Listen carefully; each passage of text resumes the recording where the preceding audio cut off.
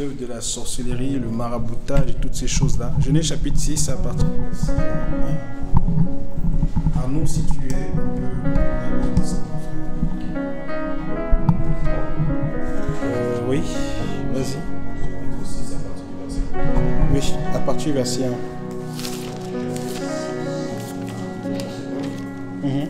On arriva quand les êtres humains commencèrent à se multiplier sur la face de la terre, et surent engendrer les filles, que les fils d'Élohim, voyant que les filles des êtres humains étaient belles, ils en prirent aux femmes parmi toutes celles qu'ils choisirent. Et Yahweh dit, mon esprit ne contestera pas toujours avec l'être humain dans son examen, car il n'est que chair, ses jours seront de 120 ans. Les géants étaient sur la terre en ces temps-là. Et aussi après que les fils d'Élohim furent venus vers les filles des êtres humains et qu'elles leur eurent donné des enfants. Ce sont ces puissants hommes qui, de tout temps, furent des gens de renom. Et Yahweh vit que la méchanceté de l'être humain était très grande sur la terre, et que toute la structure des pensées de son cœur n'était que mal en tout temps. C'est bon, tu peux t'arrêter là. Donc, il est dit que, Genèse chapitre 6, on est au verset 1, il arriva quand les êtres humains commencèrent à se multiplier sur la face de la terre et qu'ils eurent engendré des filles, que les fils d'Élohim, voyant que les filles des êtres humains étaient belles, ils en prirent pour femmes parmi toutes celles qu'ils choisirent. Donc, effectivement, la plupart des commentateurs bibliques ont traduit ici que les fils d'Élohim, en fait, on parle de ces anges-là, parce que Pierre va en parler plus tard. Si tu peux trouver le texte où Pierre le dit, les anges qui ne sont pas restés, garder leur origine, voilà, qui ne sont pas restés dans leur demeure, qui ont quitté leur demeure pour venir en fait à la rencontre des filles, des hommes. Il y a eu cet accouplement-là. Donc, quand on voit, pour qu'il y ait accouplement, justement, il faut que la personne soit dans un corps matériel, en fait. Il ne peut pas avoir un accouplement d'humains matériels avec des esprits, en fait, immatériels. Tu vois un peu, en dehors des faits, effectivement, de la sorcellerie, mais tel que le Seigneur a prévu la nature humaine, pour que, voilà, il y ait un accouplement au point qu'il y ait une naissance. Il faut que, voilà, si c'est des esprits, qu'ils puissent s'incarner dans des corps, qu'ils puissent prendre des corps pour pouvoir, pour qu'il y ait un accouplement de corps à corps, pour que ça produise, en fait. C'est, voilà, Jude 1,5. On va lire ça tout à l'heure. Donc, on voit que ce sont ceux-là, ils sont quittés et ils sont venus, en fait, ici, à la rencontre de ces femmes-là, pour qu'il y ait un accouplement. Lis Jude 1,5, ce que la parole dit là-bas, ma sœur.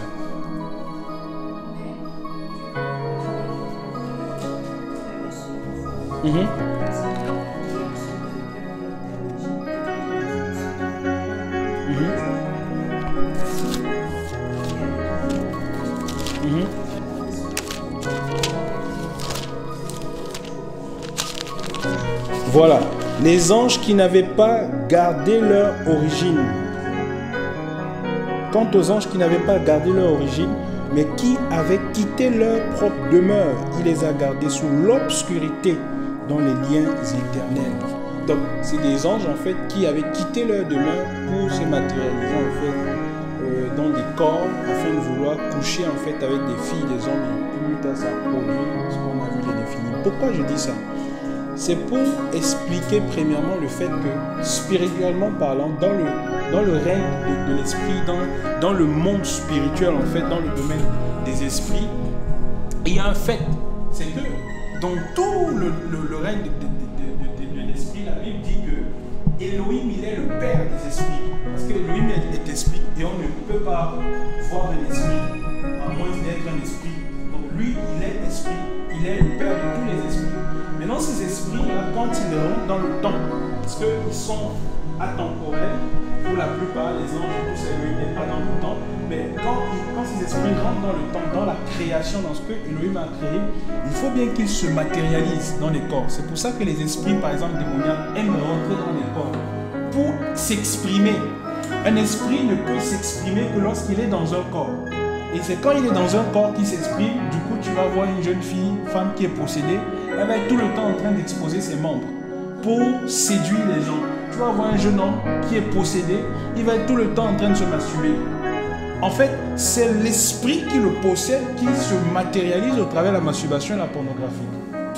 C'est ça en fait le cas de possession. Donc, ce que les esprits ils aiment, les esprits démoniaques, ils aiment se matérialiser dans les corps. Raison pour laquelle, on va voir plus tard Yeshua quand il va chasser les esprits légions dans l'homme. Voilà, il va les envoyer dans les ports. Et c'est les esprits qui vont demander à être dans les ports. Parce qu'ils veulent des corps en fait dans lesquels ils veulent se matérialiser. Et voilà, une des grandes jalousies aussi en fait de l'ennemi, c'est que Elohim a créé l'homme et puis il a placé l'esprit dans un corps. Il a formé le corps de l'homme alors qu'il n'a pas donné ça aux anges. Il a formé la structure du corps de l'homme, il a soufflé en lui, il a donné à l'homme son esprit. Ecclésiaste va dire qu'il a mis en l'homme la pensée de l'éternité. L'homme a cette conscience-là, ce libre habit-là. Ce qui n'est pas le cas justement, encore une fois de plus, avec les animaux. Et c'est pour ça qu'il y a comme cette grande jalousie-là que Satan a à pouvoir... Voilà, il est gris contre les hommes et tout ça en fait. Dans ce sens que voilà, on habite des natures en fait qu'il n'a jamais eu et qu'il n'aura jamais. Et même le fait que le Seigneur nous donne des corps nouveaux, vous allez voir que les corps nouveaux ne sont promis à personne, même pas aux créatures angéliques, si ce n'est l'Ecclésia. Parce que même aux anges, il n'a pas donné des corps nouveaux. Mais à nous, il nous donne des corps nouveaux. Pourquoi? Parce que en fait, c'était au départ, c'était son plan. C'était son projet en fait. C'est vraiment ce qu'il voulait. C'est-à-dire de créer des êtres qui soient comme lui. Qui aient en eux sa nature. Donc, on est en train de parler du monde spirituel. Je disais donc que par rapport à ces esprits, ils veulent donc se matérialiser. Ils veulent rentrer dans les corps. Maintenant, un esprit n'a ni chair ni os. Un esprit n'est pas limité par tout ce qui peut exister dans la création. Il a une capacité qui est un peu supérieure par rapport à tout ce qui existe dans la création. Dans ce sens que tous les éléments de la création qui sont au parc, les murs, les arbres et tout ça, l'esprit n'est pas empêché par ça. Il n'est pas soumis aux lois de la création, l'esprit. Il est soumis à une autre loi, parce qu'il est d'une autre nature. Donc, c'est pour ça qu'un esprit peut monter, il peut descendre, il peut passer les portes, etc. Il s'en fout complètement des lois de la création. Un esprit peut rentrer dans la mer, aller dans les bas-fonds. C'est pour ça qu'on parle de la sirène des eaux avec tous ces démons qui se retrouvent dans les eaux, dans les océans et tout ça, parce qu'ils sont des êtres spirituels qui ne sont pas soumis aux lois de la création. Et justement, par rapport à ça, ce critère qu'Elohim a fait, ils ont accès à tous les éléments de la création, même au cœur de l'homme. Ils ont accès à tout, même au cœur de l'homme. Maintenant, il faudrait que ce soit l'homme justement lui-même, au niveau de l'homme, qui donne l'opportunité, qui ouvre la porte en fait, pour que l'esprit puisse accéder à son cœur et puis voilà, l'obliger à faire des choses qu'il ne veut pas forcément faire. Et donc, on voit que de la même façon, dans le Seigneur, parce qu'Elohim est esprit, pour ce qui concerne les anges, premièrement, parce que tout cela était des anges avant d'être déchus, les anges, ils ont des prérogatives, ils ont des qualités en fait qui sont largement supérieures à celles des hommes. La parole dit que c'est des êtres qui sont grands en dignité, en gloire. C'est des êtres glorieux en fait. Ils ont des capacités que les hommes n'ont pas, ils peuvent aller là où ils veulent, ils peuvent faire ce qu'ils veulent, etc. Et ils tirent ça de quelqu'un. Celui-là, c'est qui? C'est Elohim, qui est le maître de tout esprit, qui lui-même n'est limité par rien, il n'est empêché par rien, il fait ce qu'il veut, il remplit les cieux et la terre et tout ça. Et il a donné cette capacité-là aussi aux anges. Mais sauf que même les anges réunis, toute l'armée des cieux réunis tous ensemble, leur force ne peut pas atteindre la force du Seigneur. Donc pourquoi donc en termes de présence, trouvons-nous justement dans la création des endroits où tu as dans cet endroit une forte présence spirituelle. Elle peut être des anges, elle peut être des démons. Pourquoi? 1. Parce qu'ils ont accès à tous les domaines de la création, ils ne sont limités par rien. 2. Il faut que l'endroit où ils sont, que l'accès leur soit donné. En tout cas, qu'il n'y ait pas d'éléments qui empêchent leur présence dans ces lieux-là, dans ces endroits. Parce que il faut comprendre que la création a été faite Et la Bible dit qu'il a donné la terre aux fils des hommes. Vous pouvez me trouver le texte là? Le Saint-Esprit me donne le texte là. C'est dans Somme, pardon. Il a donné la terre aux fils des hommes. Et malgré qu'il a donné la terre aux fils des hommes, il continue de gérer la terre. Ça veut dire que tous les êtres spirituels qui interviennent dans la création, à tous les endroits de la création, doivent se rassurer qu'il n'y a pas une opposition en fait de la part des humains dans ce lieu-là. C'est pour ça que Satan fait des hommes ses agents, il habite des corps de façon à pouvoir se balader librement, que les esprits se baladent librement et qu'il n'y ait pas, surtout pas, des gens qui ont en eux l'esprit du Seigneur pour pouvoir leur empêcher de pouvoir s'émouvoir. Parce que les seules personnes dans la création qui peuvent justement empêcher les esprits démoniaques de pouvoir s'émouvoir, ce sont ceux-là qui ont l'esprit du Seigneur. Et donc, si un esprit, justement, doit intervenir dans un lieu où se trouve un enfant du Seigneur, qui a l'esprit du Seigneur, s'il doit intervenir, ça veut dire qu'il va y avoir une collision entre deux esprits. L'esprit du Seigneur qui est l'esprit supérieur et l'esprit démoniaque. Et donc, à ce moment-là, l'un va prendre la place et l'autre va déménager. C'est son 115. On peut lire ça ensemble. Somme 115. Verset 16.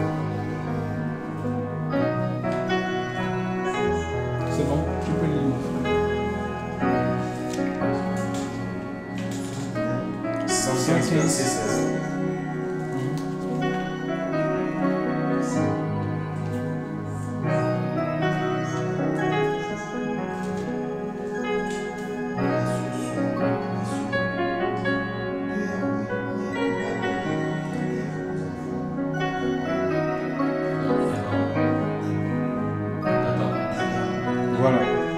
Les cieux sont les cieux de Yahweh, mais il a donné la terre aux enfants d'Adam, littéralement, aux fils d'humains. Donc, ça veut dire que les humains, il a donné la terre aux hommes. Et donc, justement, pour que les esprits interviennent à la surface de la terre comme ça, il faut que les hommes qui aient comme une sorte je dirais, un peu plus que de la collaboration, en fait. Et Satan, maintenant, étant le prince de ce monde, parce qu'il a reçu aussi l'autorité sur les royaumes de la terre, il possède dans les hommes. Et il oblige les humains, les fils d'Adam, à pouvoir aller dans son sens, à pouvoir le suivre dans sa démence, en fait. Et c'est comme ça qu'on trouve de plus en plus des gens qui sont possédés. Possédés, ça veut dire quoi? C'est l'habitation d'un démon dans un corps, d'un esprit satanique dans un corps, d'un esprit démoniaque dans un corps. Il y a plein de personnes à la surface de la terre justement qui sont possédées, qui sont tout simplement des temples sataniques à la surface de la terre. Maintenant, je veux appuyer sur ce dernier point-là avant de fermer cette page. Oui. Ah oui, il faut faire la différence entre possession et oppression. Donc, possession, c'est l'esprit dans un corps qui habite dans un corps qui t'oblige, parce que quand on parle de possession, il n'y a pas de collaboration. Tu vas dans le sens de l'esprit démoniaque. S'il veut que tu frappes ta tête, tu frappes ta tête. S'il te dit déshabille-toi, tu te déshabilles. S'il te dit enchaîne-toi, tu t'enchaînes. Parce que les démons sont comme ça. C'est pour ça qu'il y a beaucoup de personnes qui ne peuvent pas arrêter de faire ce qu'ils font. Pourquoi? Parce qu'ils sont conduits par les esprits démoniaques jusqu'au jour où ils rencontrent un esprit supérieur qui va le délivrer de cet esprit qui le tient captif. Et la parole dit qu'on est esclave de tout ce qui a dominé sur nous. Donc, les humains sont esclaves de Satan, pour ceux-là qui sont possédés. Maintenant, oppression, il n'est pas en toi, mais il te pousse en fait à pécher, justement, à commettre le péché pour pouvoir par la suite te posséder. Parce qu'avant de te posséder, vu qu'il ne peut pas te posséder tout de suite, parce que tu as l'esprit du Seigneur, il te pousse à commettre la faute pour que tu offenses l'esprit du Seigneur, et après que l'esprit du Seigneur sorte de toi et que lui prenne place. C'est ça en fait. À partir de ce moment, voilà, il va te posséder. C'est pour ça qu'en tant qu'enfant du Seigneur, nous sommes beaucoup oppressés, mais pas toujours possédés.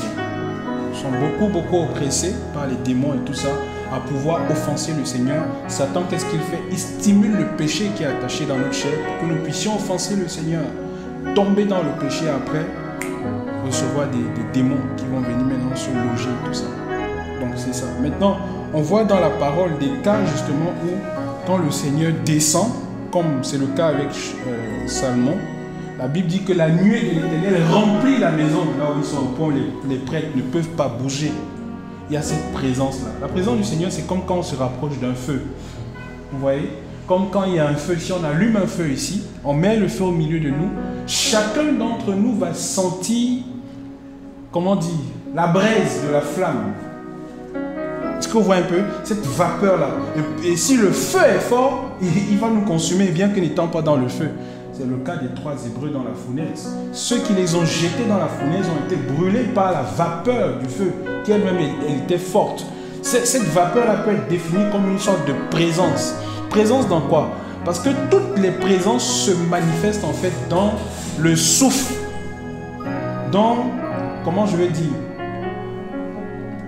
Quand on parle de la présence de quelqu'un, si quelqu'un a un parfum, tu passes, ton parfum va rester. Mais on sent ton parfum dans le souffle du jour. Est-ce que tu comprends? Ce n'est pas l'existence du souffle du jour que l'on va sentir ton parfum. Ça veut dire que s'il n'y a pas de souffle, ça ne sera pas possible. Parce que la personne respire de l'air. Ton parfum reste dans l'air en fait. C'est là qu'on sait que non, la sœur Emmanuelle était là. Et que ça, c'est son parfum. Et qu'on peut savoir que bon, elle est partie, mais le fait qu'il y a ce parfum-là fait comme le fait de ressentir sa présence en fait. Quand nous ressentons en fait la présence de l'Esprit du Seigneur, c'est comme le parfum de l'Esprit du Seigneur. Quand tu rentres dans un lieu et puis tu as la chair de poule et tout ça, parce que vous voyez, il y a une forte présence du Seigneur en fait, tu ressens ça dans quoi? Tu ressens ça dans le souffle du jour en fait. Je ne sais pas si vous me comprenez. Parce que, que l'on le veuille ou pas, le souffle du jour est renouvelé par Elohim. C'est lui qui renouvelle le souffle que nous respirons. Donc, nous avons, l'homme a toujours, qu'il soit pécheur ou pas, a en lui une partie qui le fait dépendre du Seigneur. Ce n'est pas le souffle.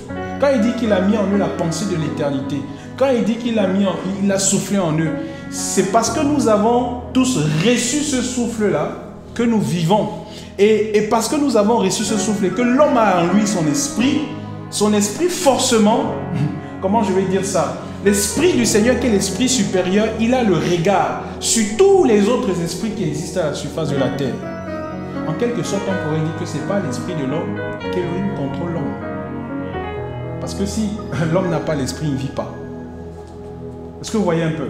Donc parce que l'homme a l'esprit, qu'il a cet esprit à lui, qu'il a reçu d'Elohim, Elohim le contrôle avec ça. Et si tu ne veux pas être contrôlé et que tu ne veux pas l'esprit, tu ne vis pas.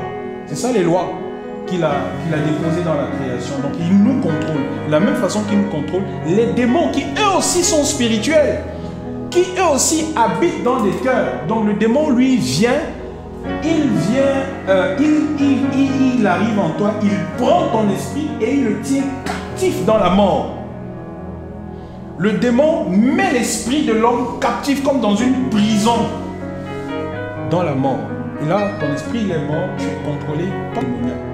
Donc, la question de la présence, justement, c'est celle qu'on voit aussi avec les apôtres, dans les actes des apôtres, où la parole, justement, déjà, même en commençant avec dans l'Ancienne Alliance, où la parole nous dit que un prophète comme le prophète Élisée, quand il est mort, ses os, en fait, ont ressuscité les morts. Comment ces os? Ce n'est pas les os matériels.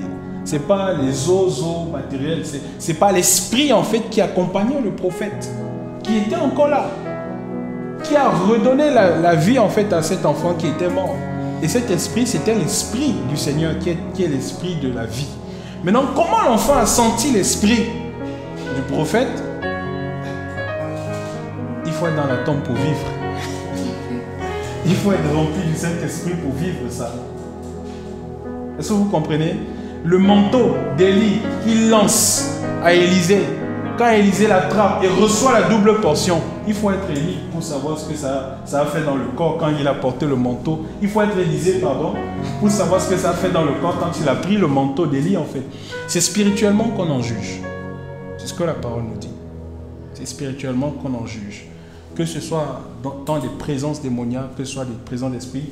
Dans Actes des Apôtres aussi, trouvez le texte s'il vous plaît, lorsque la parole nous dit que le mouchoir de l'apôtre Paul guérissait les malades. C'est dans Acte 5. Non, je pense que c'est Un peu plus haut. Il n'est même pas encore converti.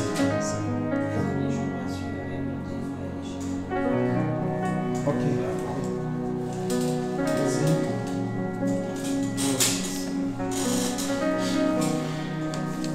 On est dans Acte.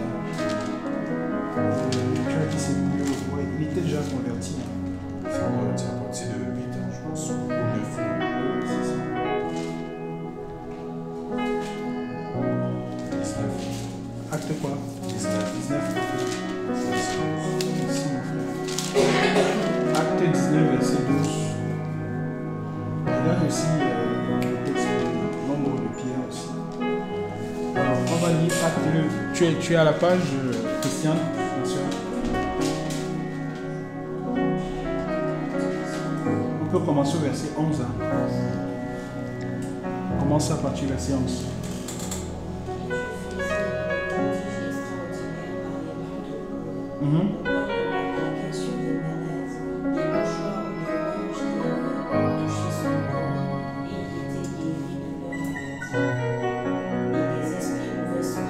Et les esprits mauvais sortaient d'eux. Qu'est-ce qu'il y avait dans le mouchoir de l'apôtre? Au point où juste son mouchoir pouvait chasser les mauvais esprits et guérir les malades. C'est l'esprit qui accompagnait l'apôtre. C'est l'esprit du Seigneur qui était sur lui. Et il y a un niveau de profondeur avec le Seigneur que lorsque tu as l'esprit du Seigneur en toi, lorsque tu es rempli du Saint-Esprit, tu as ce revêtement de l'esprit du Seigneur qui t'accompagne. Même les objets que tu touches sont Kodesh, sanctifiés.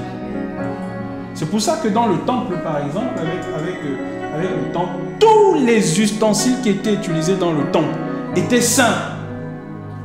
Tout ce qui était utilisé dans le temple ne pouvait pas être utilisé ailleurs. C'était des objets saints.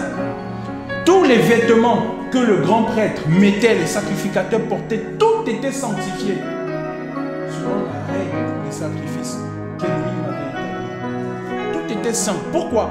Parce que quand l'Esprit du Seigneur descendait sur lui, l'Esprit du Seigneur, non seulement lui, il était sanctifié, mais sanctifiait même les ustensiles qui étaient utilisés pour le temple. C'est pas comme aujourd'hui, on mélange les choses en fait, tout ça.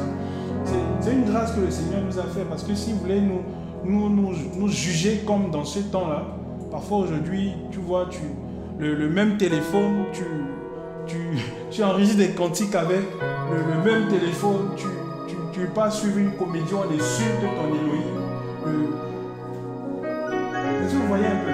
C'est pour ça que même quelque part, et je crois personnellement, c'est vrai que la Bible n'en fait pas une loi, ça c'est mon avis, je crois que même en tant qu'enfant du Seigneur, ayant été sanctifié, mis à part par le Seigneur, on doit faire attention par rapport aux choses que nous utilisons pour ne pas les profaner. Pour ne pas les profaner. Moi un jour, le Seigneur m'a interpellé là-dessus. J'utilise des écouteurs et tout ça au travail. Quelqu'un me demande mes écouteurs, je lui donne mes écouteurs. Il prend mes écouteurs, il y a une vidéo pornographique et il montre à ses amis. Et je me rends compte, il met les écouteurs pour que ça ne fasse pas beaucoup de bruit en fait. Vous voyez? Et il y a 3-4 personnes autour de lui qui sont en train de regarder la vidéo pornographique. Avec moi mes écouteurs. J'ai été profondément, franchement, j'étais attristé par l'Esprit du Seigneur. Je n'ai plus jamais, je l'ai laissé avec. Je n'ai plus jamais touché ces écouteurs en fait. Et à partir de là, l'Esprit du Seigneur a commencé à attirer mon attention sur le fait qu'on ne peut pas mélanger les choses saintes avec les choses profanes. Je ne peux pas, moi, j'installe ma connexion internet chez moi à la maison, ma fibre optique et tout ça, je paye. Toi, tu viens chez moi, tu utilises ma connexion pour faire tes bêtises. Je te ferme la connexion, c'est ma connexion, ça m'appartient, je fais cela ce que je veux, ça ne te plaît pas, lâche-toi. Oui. Non, à un niveau, on va penser que c'est sévère, mais c'est un niveau de révérence de notre Elohim. C'est un niveau de révérence de notre Elohim. Parce que déjà, soi-même, il faut être dans une certaine discipline personnelle. Elohim te fait gagner de l'argent.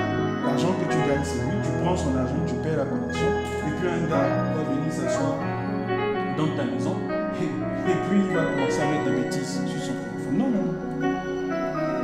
C'est comme un jour, quelqu'un me demande mon salon pour pouvoir organiser une fête. Et puis il commence à commander de l'alcool et tout ça. Je suis désolé, on se connaît bien, c'est vrai, mais je ne peux pas accepter ça. Je ne peux pas te donner mon salon. Ma maison, c'est un sanctuaire.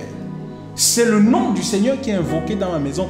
L'esprit qu'il y a dans ma maison, c'est l'esprit du Seigneur. Toi-même, quand tu rentres dans ma maison, tu confesses que c'est l'esprit du Seigneur. Tu ne peux pas venir me demander. Et pourquoi, comment je dis ça? Quand je dis non, en fait, il ne me l'a pas demandé directement. Il a demandé à quelqu'un. Parce que justement, il ne pouvait pas venir me le demander directement. Il a demandé à quelqu'un. Donc, j'étais en train de répondre ça à la personne à qui il a demandé, s'il te plaît, demande au frère DPS, est-ce que je peux avoir son salon pour faire ça? Et tout ça, parce que je ne sais pas, j'ai peur d'aller lui demander. Tu vois, moi je dis à la personne, bon, il t'a déjà donné la réponse, c'est pas possible. En fait. Lui-même, il tremble quand il demande ce genre de choses-là. En fait. Il a peur quand il demande ce genre de choses, parce qu'il sait dans son esprit que non, logiquement, je ne peux pas accepter ça. Donc, pour dire que ce que nous sommes, ce que nous avons, tout est sanctifié. Quand tu sais que quelque chose que tu utilises pour le Seigneur va être profané, non. C'est comme ceux qui ont appelé Kodesh. Quand des gens arrivent à la maison, on dit, bon, Kodesh est là. Est-ce que tu...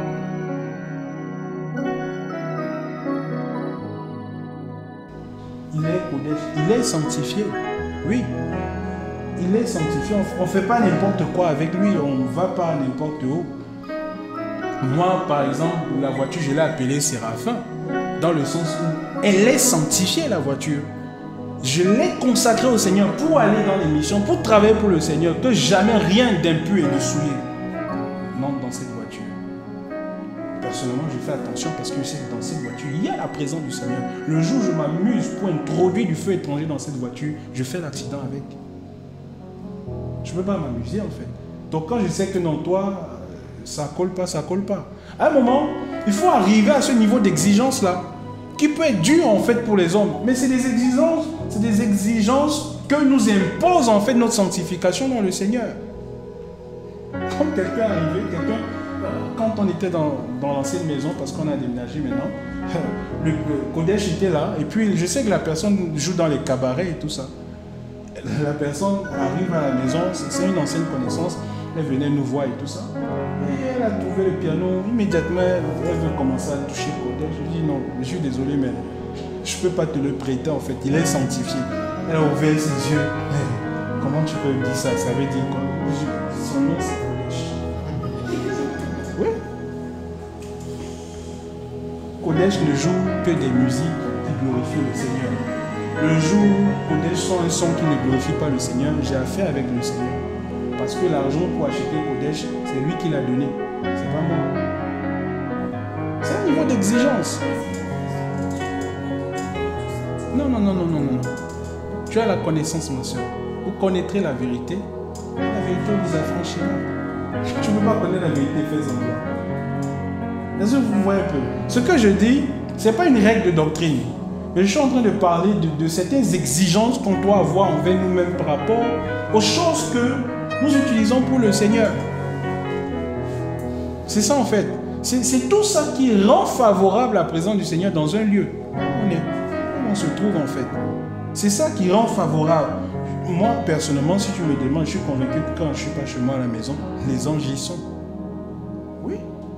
Je dis au Père, laisse que ce soit un lieu où ils s'épanouissent, où ils chantent des cantiques, où ils rendent la gloire au Père. S'ils cherchent un lieu dans tout noirceur et tout ça, que ce soit ma maison, si les anges cherchent un lieu où se poser et jouer un cantique, que ce soit chez moi, que ma maison soit le point de contact entre le ciel et la terre, dans la zone là où je me trouve, qu'il n'y ait rien de souillé chez moi en fait. Comme sous les chaînes de Mamré, les anges venaient visiter Abraham, la maison d'Abraham était le point de contact. Je ne pense pas qu'ils pouvaient aller ailleurs. Parce que les autres là, ils étaient idolâtres.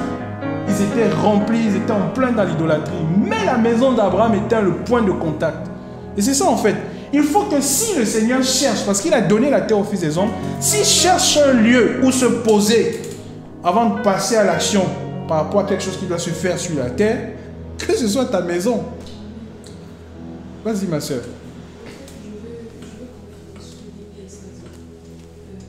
Tu peux parler un peu fort, Ah, pardon. d'accord. Je veux confirmer ce que DPS a dit.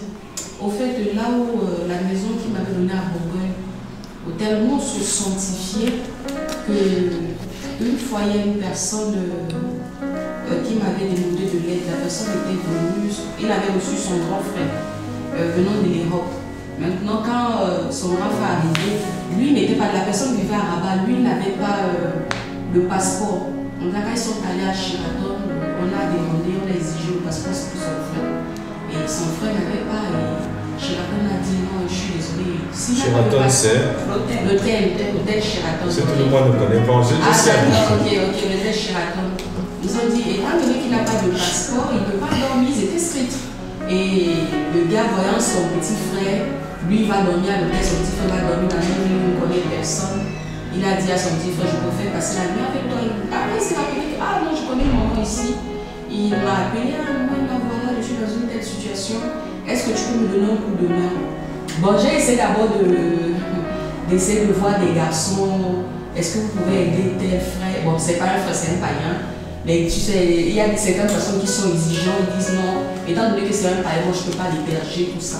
Je me suis dit, mais attends, c'est aussi une manière aussi de gagner la personne. Tout le monde avait refusé. Et moi je me suis dit, au fait, Seigneur, je me suis dit, ah Seigneur, bon, j'ai pas de choix, je vais accepter de l'héberger. Et voilà.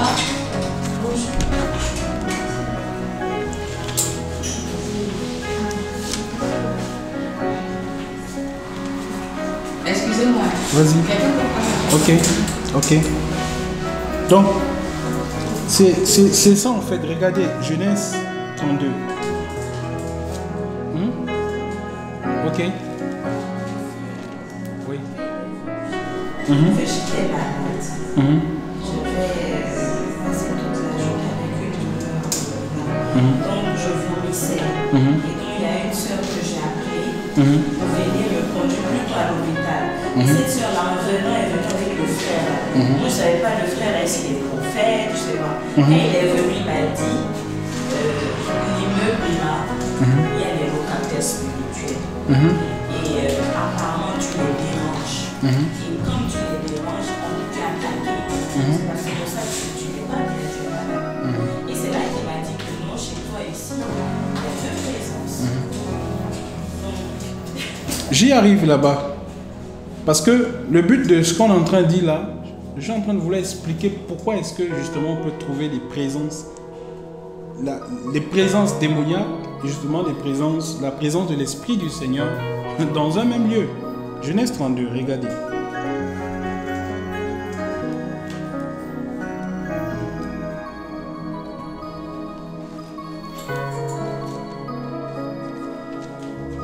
Alors, c'est là où il a baptisé le lieu Bethel, certainement l'Éternel dans ce lieu. On prend à partir de...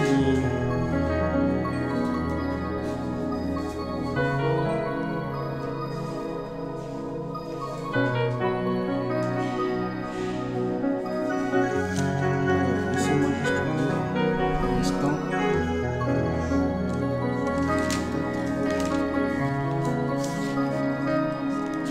Oh, merci Seigneur. Le Seigneur est bon. Non. Non, peut-être. 28 ans. C'est ça.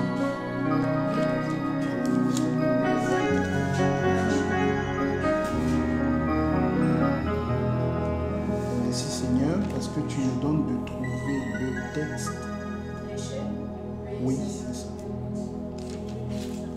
Allons-y. Tu as trouvé, tu peux lire, s'il te plaît.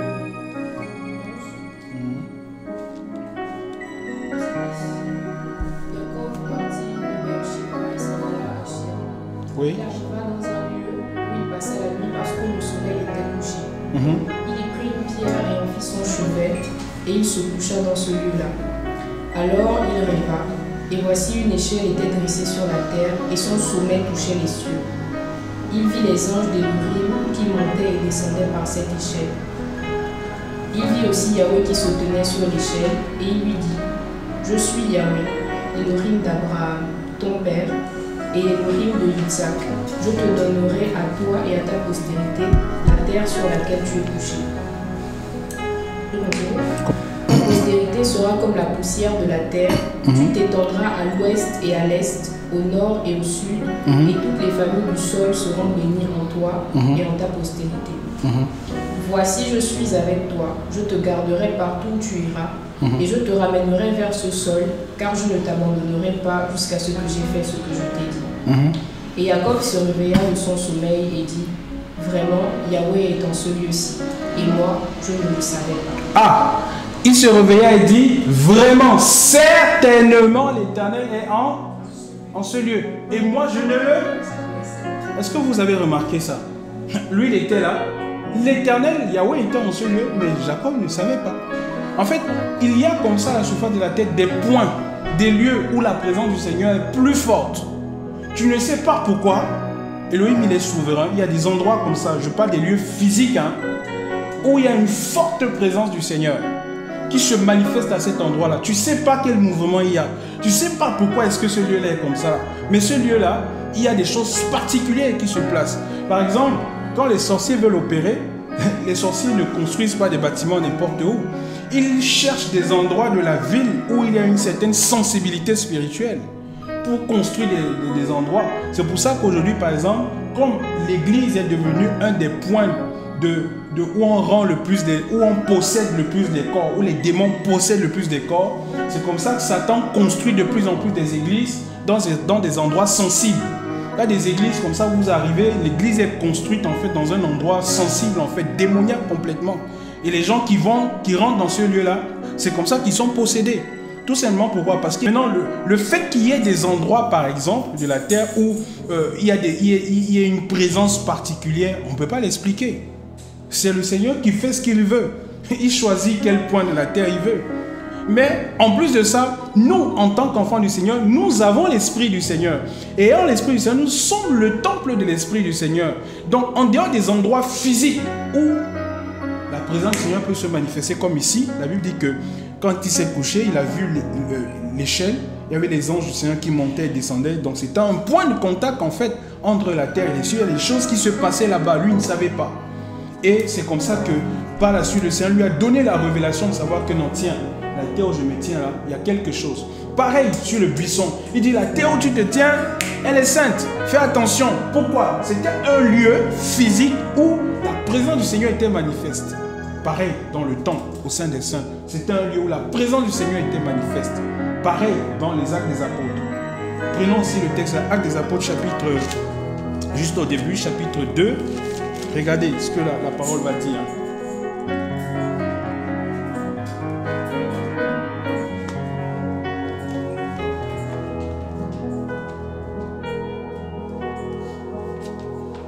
Lorsqu'ils eurent prié, le lieu où ils étaient assemblés trembla.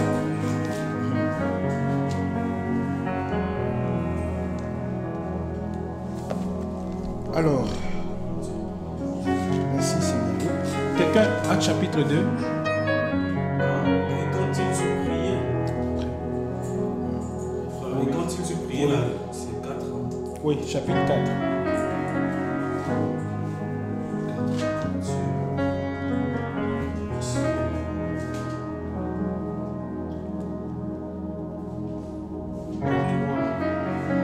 Voilà, chapitre 4 à partir du verset 23, oui, c'est ça. Et après avoir été relâchés, ils allèrent Tyrus et Paulos, Métrocaire et Jean vont être arrêtés, puis ils vont être frappés par le Seigneur, menacés. Ensuite, ils vont être relâchés. Voilà, par la suite. Et après avoir été relâchés, ils allèrent vers les leurs, ils leur racontèrent tout ce que les prophètes, les anciens leur avaient dit.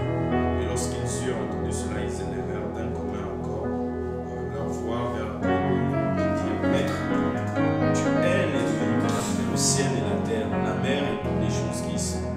Et qui a dit par la bouche de David, ton serviteur, pourquoi les nations ont-elles réuni et les peuples ont-ils médité les choses vaines? Les rois de la terre se sont présentés et les princes se sont assemblés contre le Seigneur Car contre ton saint fils Yeshua que tu as oint, se sont assemblés Hérode et Ponce Pilate avec les nations et le peuple d'Israël pour faire toutes les choses que ta main et ton conseil avaient d'avance déterminé de voir arriver. Et maintenant, Seigneur, regarde à leurs menaces et donne à tes esclaves d'annoncer ta parole avec toute assurance, en étendant ta main afin qu'il se produise des guérisons, des signes et des prodiges par le nom de ton Saint-Fils Yeshua. Verset 31. Et quand ils eurent prié, le lieu où ils étaient assemblés trembla. Et ils furent tous remplis du Saint-Esprit et ils annonçaient la parole avec assurance. Assurance. Amen. Donc il dit, quand ils eurent prié, le lieu où ils étaient assemblés, qu'est-ce qui s'est passé? Ce lieu trembla. Pourquoi? Parce qu'il y avait une forte présence du Seigneur dans ce lieu-là, qui a fait que physiquement, quand il trembla, c'est pas spirituellement, physiquement, le lieu a tremblé. Donc ça peut arriver justement qu'une forte présence de l'Esprit du Seigneur dans un lieu fait trembler, fait même déchirer la terre. Parce que comment dire ça? Un jour le Seigneur me donnait de voir, c'est comme si le Seigneur touche seulement un peu. si on peut dire, si on peut parler de tout dans cette heure, où genre il s'étend juste un peu comme ça, et puis tac, la terre s'ouvre. C'est un jeu, hein? C'est comme un amusement en fait, juste pour nous faire voir la grandeur du Seigneur, à quel point le Seigneur est capable de faire des choses extraordinaires. Le lieu là où ils étaient assemblés trembla. Pourquoi? Parce qu'il y avait une forte présence du Seigneur. Tout comme plus tard dans Acte 18, vous allez voir, on va nous parler de la temple, la déesse Astarté, cette déesse là, la déesse des Éphésiens qui était invoquée. C'était un temple satanique aussi, où il y avait une présence démoniaque dans ce lieu-là. Cette présence démoniaque possédait les gens au point où ces gens-là vont se livrer contre Paul dans le but de l'arrêter. Parce que la prédication des apôtres dans cette ville-là venait faire arrêter de cette déesse-là. Donc il y a des endroits à la surface de la terre qui sont favorables pour une manifestation démoniaque. Et il y a des endroits à la surface de la terre qui sont favorables pour une manifestation de l'Esprit du Seigneur. Donc maintenant, dans le cas de ta maison, justement, si tu es dans une maison et que dans une chambre, il y a une manifestation de l'Esprit du Seigneur, que dans une autre chambre, il y a une manifestation démoniaque, c'est qu'il y a un problème. Pourquoi il y a un problème? Parce que quand on dit qu'il y a une présence bizarre là-bas, ce n'est pas une question de présence. La présence, c'est l'Esprit. Si on rentre dans ce salon et que quelqu'un te dit vraiment, je sens la présence de l'Esprit du Seigneur, ce n'est pas genre présence. Cette présence-là, c'est l'Esprit du Seigneur. Si dans ta chambre, tu pries au point où il y a cette présence de l'Esprit du Seigneur, la présence de l'Esprit du Seigneur, c'est l'Esprit du Seigneur. Sauf que nous essayons de traduire ça en disant présence. Tu comprends un peu? Donc, si dans ce lieu, nous disons que la présence du Seigneur vient, la présence du Seigneur qui vient dans ce lieu n'est rien d'autre que la présence de l'Esprit du Seigneur. Sauf que quand l'Esprit du Seigneur est là, tout ce qui est dans le temps, il y a un bouleversement, il y a un changement. C'est comme s'il doit y avoir récréation des choses. Mais en même temps, l'Esprit du Seigneur s'abstient. Parce que s'il déploie toute sa puissance, nous n'allons pas, en tant qu'humains, pouvoir supporter ça. Donc il se manifeste à notre niveau. Est-ce que vous comprenez, frères et sœurs? Il se manifeste de façon à ce que nous pouvons supporter cette présence-là. Parce que s'il se manifeste dans son état réel, les choses exploseraient, les choses seraient détruites. Il y aurait un changement de choses parce que tout ce que vous voyez là, comme je le disais il y a déjà quelques temps, c'est la conséquence du péché. Au ciel, on ne peut pas avoir de maison comme ça. Au ciel, on ne peut pas avoir des vêtements comme ça. Non, il y a encore ce genre de peau là. Oui, c'est la conséquence du péché. C'est pour ça que les choses sont miniaturisées, sont petites. On se voit, on a 1 mètre. Le plus grand, peut-être dans des hommes, il a 2 mètres et quelques. Va dans le ciel, tu vas voir quelle taille ont les hommes.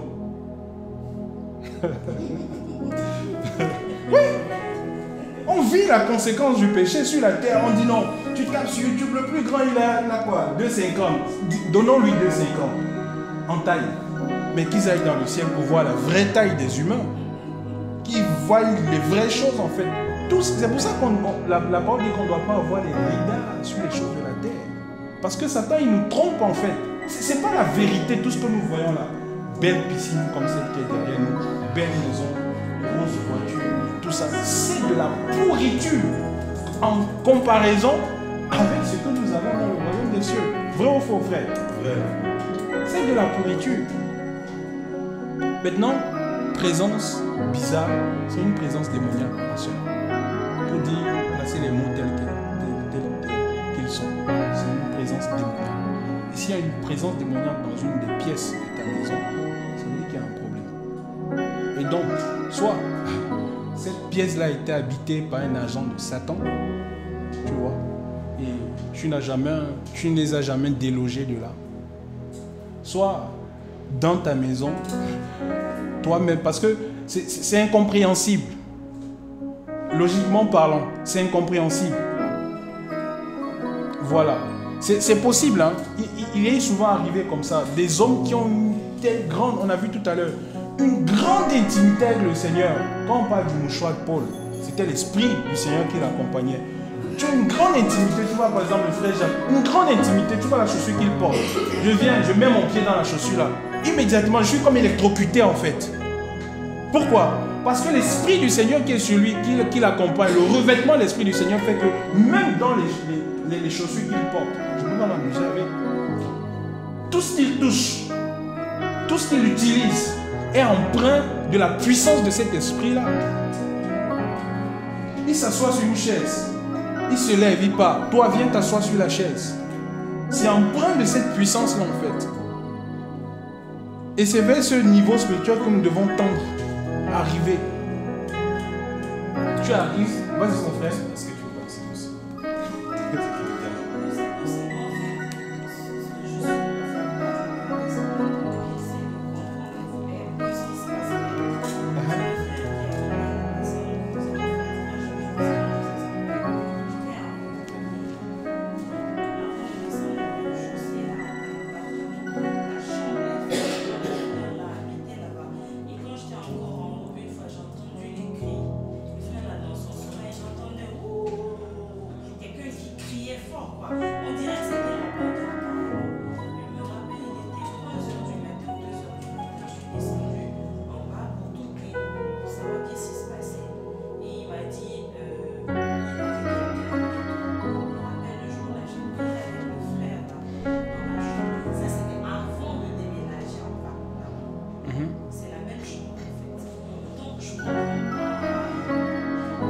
Non, c'est normal. C'est tout à fait normal. Si lui-même, le gars qui habitait dans la maison, était terrassé par les démons, ça veut dire que cette chambre est un point de contact démoniaque. Et donc, il faut y prendre autorité. C'est pour ça, justement, pour aller plus loin. La Bible dit que tout est sanctifié par la prière et la parole. Tout ce que nous touchons, si tu rentres dans une maison, justement, c'est aussi un conseil, quand nous prenons une maison, il faut sanctifier toutes les pièces de la maison. Le salon, les chambres, les cuisines, les toits. Toutes les pièces de la maison doivent être sanctifiées. Parce que quoi? Parce que si, encore une fois de plus, tu es dans la maison, effectivement, si tu montes, plus tu montes avec le Seigneur, le lieu là où tu te tiens pour prier devient dangereux. Il devient dangereux. Pas à cause de toi, hein. Parce que l'Esprit du Seigneur aime être avec toi dans l'intimité dans ce lieu-là. Il aime venir te rencontrer dans ce lieu-là. Il aime être avec toi. Il aime passer du temps avec toi dans ce lieu-là. Il aime ça. Ça devient dangereux. Tout comme le mouchoir de l'apôtre était devenu dangereux en fait. Quand je parle de danger, c'est dans un sens positif.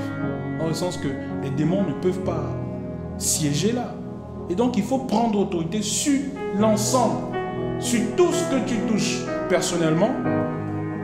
Ça aussi le Seigneur m'a vu de le comprendre ça. Quand tu vas au travail, quand tu finis le travail le soir, tu ne sais pas ce qui se passe. Et un jour, j'ai surpris mon patron juif au travail, en train de faire des pratiques rituelles de la Kabbale dans la boîte. Je revenais, je ne sais pas ce que j'avais oublié, tout ça. Je l'ai trouvé dans son vêtement, le truc là, il était accompagné d'un rabbin. En train de faire des pratiques en fait, sur toutes les positions, sur tous les bureaux qui étaient là. En train de faire des pratiques. C'est là que j'ai compris que non, tiens, c'est risqué la vie. Tu vas, le matin, tu finis le soir le travail, tu reviens le matin pour travailler, tu ne sais pas ce qui s'est passé dans ta position. Il y a une réunion. Une réunion a eu lieu. C'est même ton bureau qui a servi d'assiette sur lequel ils ont bouffé quelqu'un dans un quartier. Ils récupèrent quelqu'un là-bas, on vient le bouffer sur ton bureau. Tu ne sais pas ce qui se passe. C'est normal que quand tu arrives le matin, tu es quitté chez toi en joie, mais dès que tu arrives au bureau, rien ne va. Tu te prends la tête avec ton superviseur, ton chef, je ne sais pas. Puis ça clash. Pourquoi? La position là où tu es là, elle doit être sanctifiée. Quand tu arrives le matin, tu sanctifies ton bureau, tu prends autorité. Oui. Et si tu as une forte connexion avec le Seigneur, juste ta présence commence à agiter les démons. Les démons commencent à s'agiter. C'est pour ça qu'il faut toujours tout sanctifier. Tout ce que nous touchons. Tu rentres dans une voiture. Seigneur, merci, je te rends grâce. Tu t'assois. Merci, tu rends grâce. Tout ce que tu fais, tu rends grâce. Tu sanctifies. Tout ce que tu touches, les vêtements que tu achètes, tout, tu rends grâce avant de pouvoir les utiliser. Parce qu'il se peut que quelqu'un d'autre l'ait utilisé avant toi.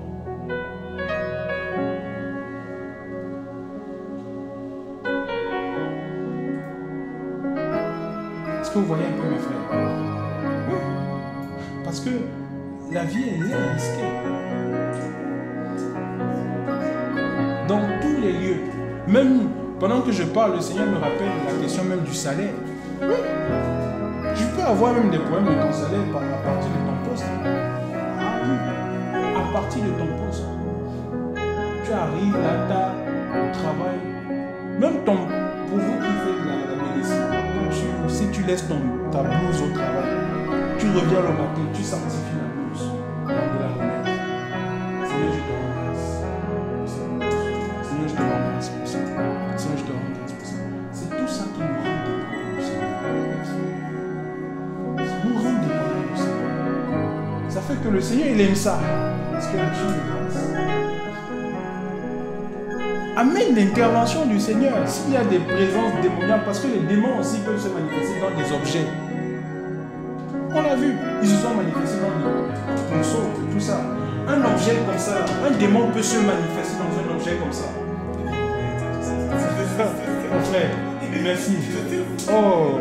Oh Seigneur, je te rends grâce. Amen. Heureusement qu'on a jeté les lunettes là. Oui, j'ai acheté les lunettes, justement. Pendant qu'il parle, je vous partage ce témoignage là. J'ai acheté les lunettes à Alpha 55. Ces lunettes là, la première fois que je les ai mis au volant, j'ai eu sommeil. Je ne comprends pas. Il y a le soleil qui vient en face de moi, mais j'ai un sommeil terrible au volant, alors que je suis en train de partir au travail. Je prends les lunettes, je dépose. Je dis, bon, ok, ça va. Je mets un peu la main dehors et tout ça. Ouais, et tout ça. C'était fatigue le matin. Tu as dû bien dormir 8 heures de temps. Tu es fatigué le matin et tout ça. Je me rassois bien et tout. Bon, ok, on y va. Après, en rentrant, le même phénomène se produit. En repartant, le même phénomène se produit. Moi, j'ai dit, bon, je porte plus les lunettes. Je dépose ça. J'ai dit, bon, peut-être, Seigneur, c'est toi qui ne veux pas que je porte les lunettes. Et tout d'un coup, l'esprit en moi a commencé à me faire voir les lunettes là bizarrement. Oui, très très bizarrement et tout ça. Il dit, bon, ok, je porte plus les lunettes. Je t'assure. J'ai posé ça là-bas. Et les choses ont commencé à bien se passer. Je conduis, je n'ai pas sommeil, c'est tranquille et tout. Immédiatement, j'ai compris le message de l'Esprit du Seigneur. Voilà mon frère, tac, il vient aussi au volant, les mêmes lunettes. Lui-même, le Seigneur l'a gardé.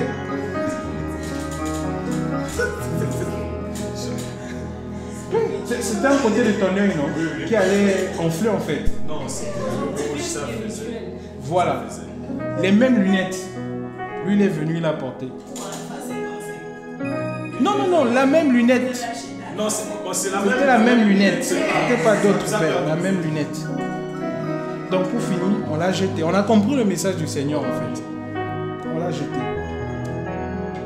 Donc juste pour dire, même dans les objets, tout ce que nous utilisons, tout ce que nous touchons, c'est pour ça que ce qui est à nous est saint, sanctifié. On ne les mélange pas. Quelqu'un vient, il prend ton téléphone, il manipule deux tout, tac, il te laisse une portion d'impudicité dedans. Tu prends le téléphone, tout d'un coup, tu as envie d'aller dans les vidéos bizarres. Quelqu'un arrive chez toi, tac, il cause avec toi 2 minutes, il sort. En sortant, il te laisse une pensée de suicide. Tout d'un coup, tu as envie de te suicider, tu ne sais pas pourquoi. La personne vient de sortir chez toi et il a laissé ça. Et donc, si le lieu là où tu es sanctifié, comme il est rentré avec, il le ressort avec.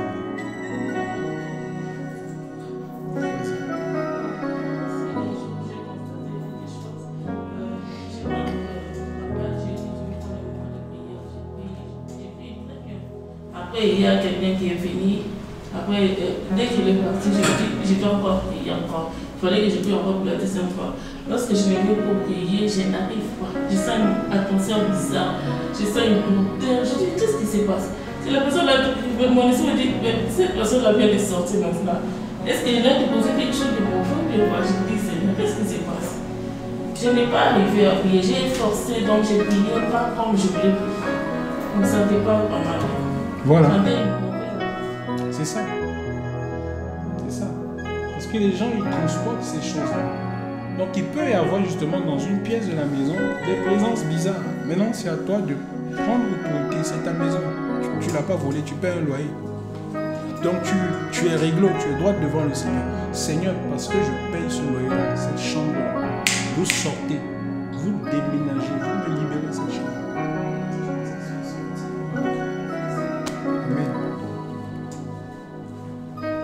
Dans mon territoire. Ça, c'est une des choses que je ne laisse pas le répondre à Satan, sauf si je suis dans le péché. Il peut, moi, dans mon territoire, dans ma maison.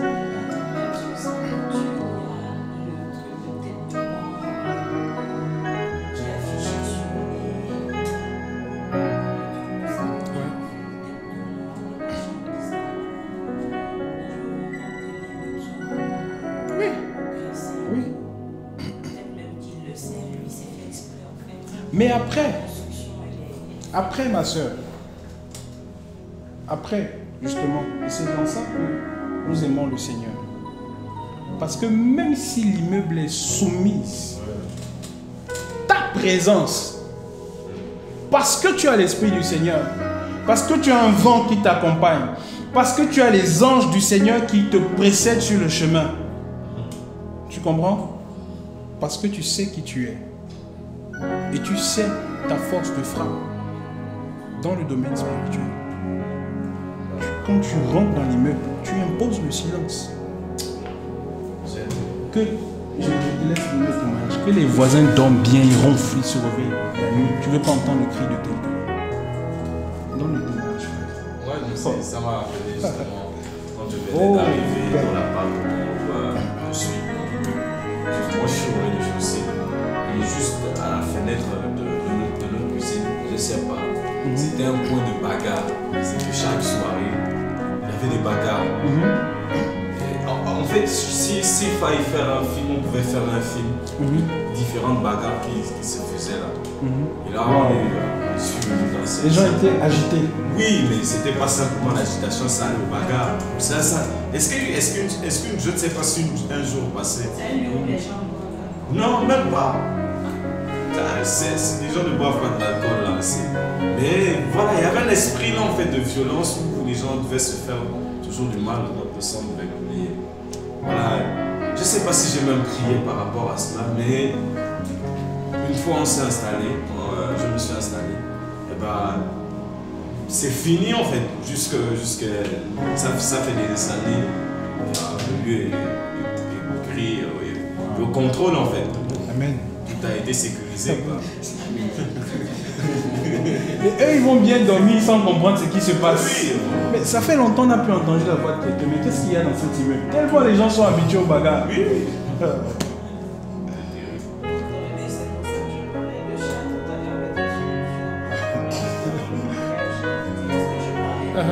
Ok. Ça dérange en fait. Ça dérange énormément.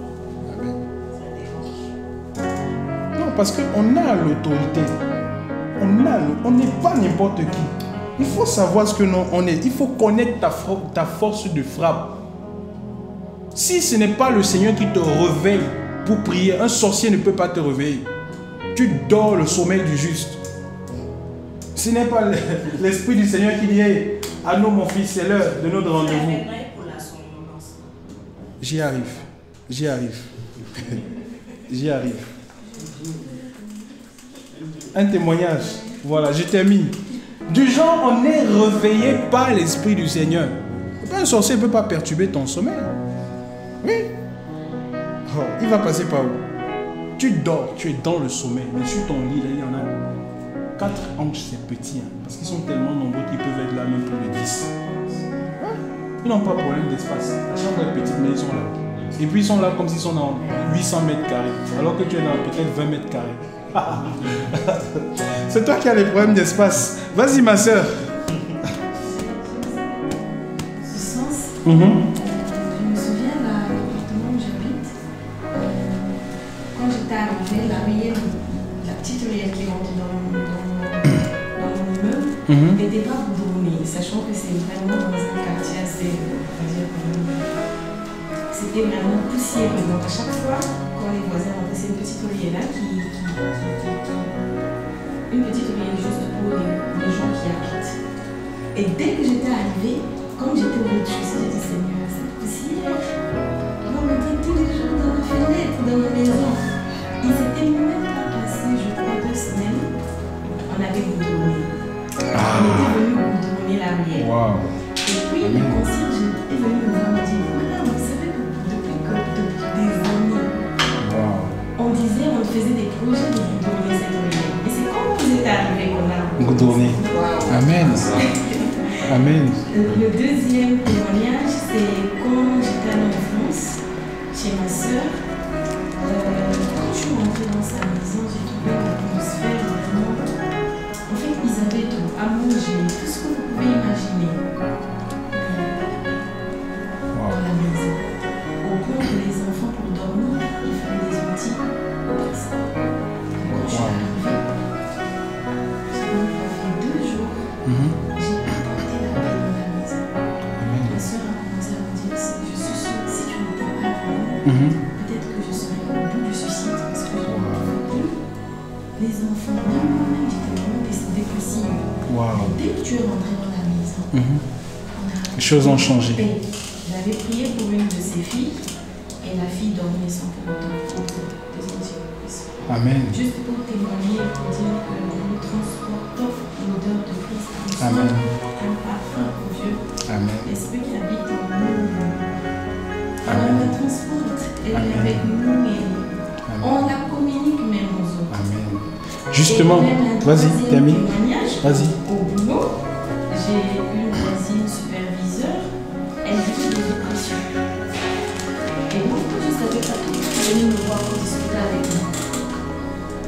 Jusqu'à un jour, elle m'a envoyé. Elle m'a dit, tu peux me dire ton secret. Chaque fois que je viens poser avec toi, je me souviens. C'est-à-dire que je ne réalisais pas. Mais vraiment, quand je vis une pression, je viens te parler. Après, je me sens bien. C'est quoi ton secret? C'est vraiment. Amen. C'est vraiment ça. C'est réel. C'est réel. Amen. Justement, par rapport à ce que tu disais, la bonne odeur de Christ, 2 Corinthiens 2,14. Regardez.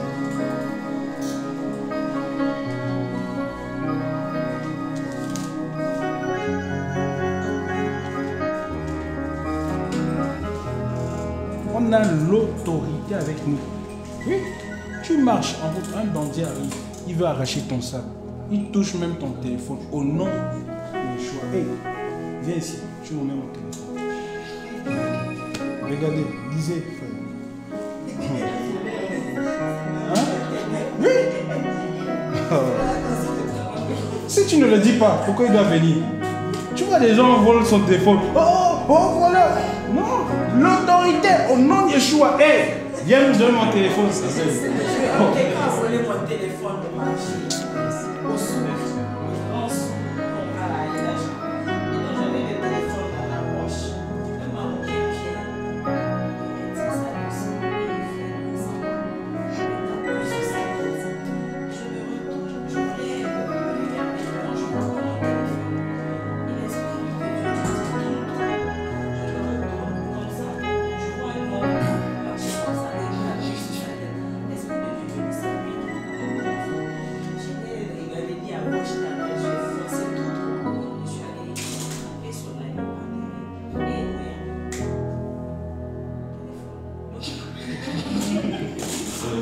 Amen. L'autorité.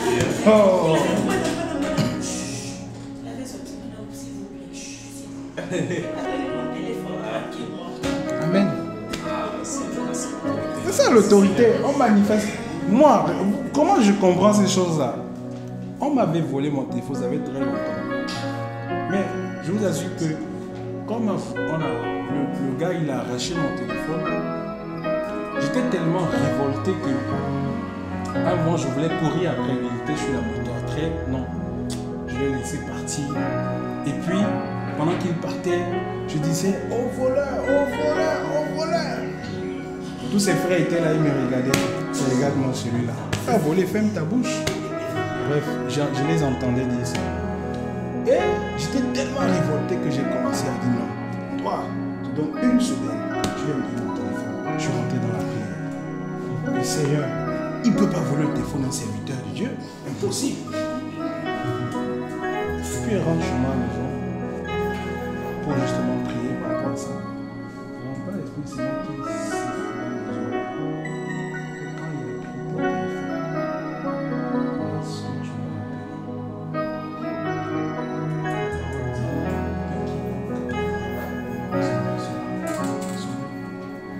Tu n'as pas dit Jésus, Jésus, Jésus. Non. Tu n'as pas dit au nom de Jésus, viens me donner mon téléphone. Non. Cette leçon-là, je l'ai imprimée dans mon cœur. On ne m'a plus jamais volé quoi que ce soit. Quand il marche là, c'est le nom du Seigneur. Je chante son nom, je loue son nom. On ne m'a plus volé. Plus jamais. Oui. Et comment on me vole ce téléphone-là, par exemple? Je le sors et il y avait un nouveau jeu que j'avais installé dans le téléphone. Donc je voulais expérimenter ce nouveau jeu-là en route. Non mais franchement frère, on fait souvent des erreurs terribles. Mais non, ça a été une belle claque en fait que j'ai pris de la part du Seigneur. En pleine route, je vais expérimenter le nouveau jeu et tout ça. Le gars il est passé, il a récupéré sa chose et puis il est parti. En plus, certainement. En plus, tu vois, il y a cette sainte colère qui monte dans ton cœur. Comme si, voilà, le jugement va descendre sur mon frère. C'est pas comme ça que ça se passe. C'est pas comme ça. Non. Pourquoi il va me remettre? Il est parti avec. Il est parti, il est parti. C'est moi qui étais dans l'erreur. Parce que le Seigneur, il a des principes. Si tu respectes les principes du Seigneur, il t'honore. Et je pense que si j'avais respecté les principes du Seigneur, même le vol ne se serait pas passé en fait. C'est pour ça que depuis, personnellement, je m'efforce en fait. Je marche en route, je respecte les... Franchement, la loi du Seigneur nous fait être plus civilisés que la loi des humains. 2 Corinthiens 2:14.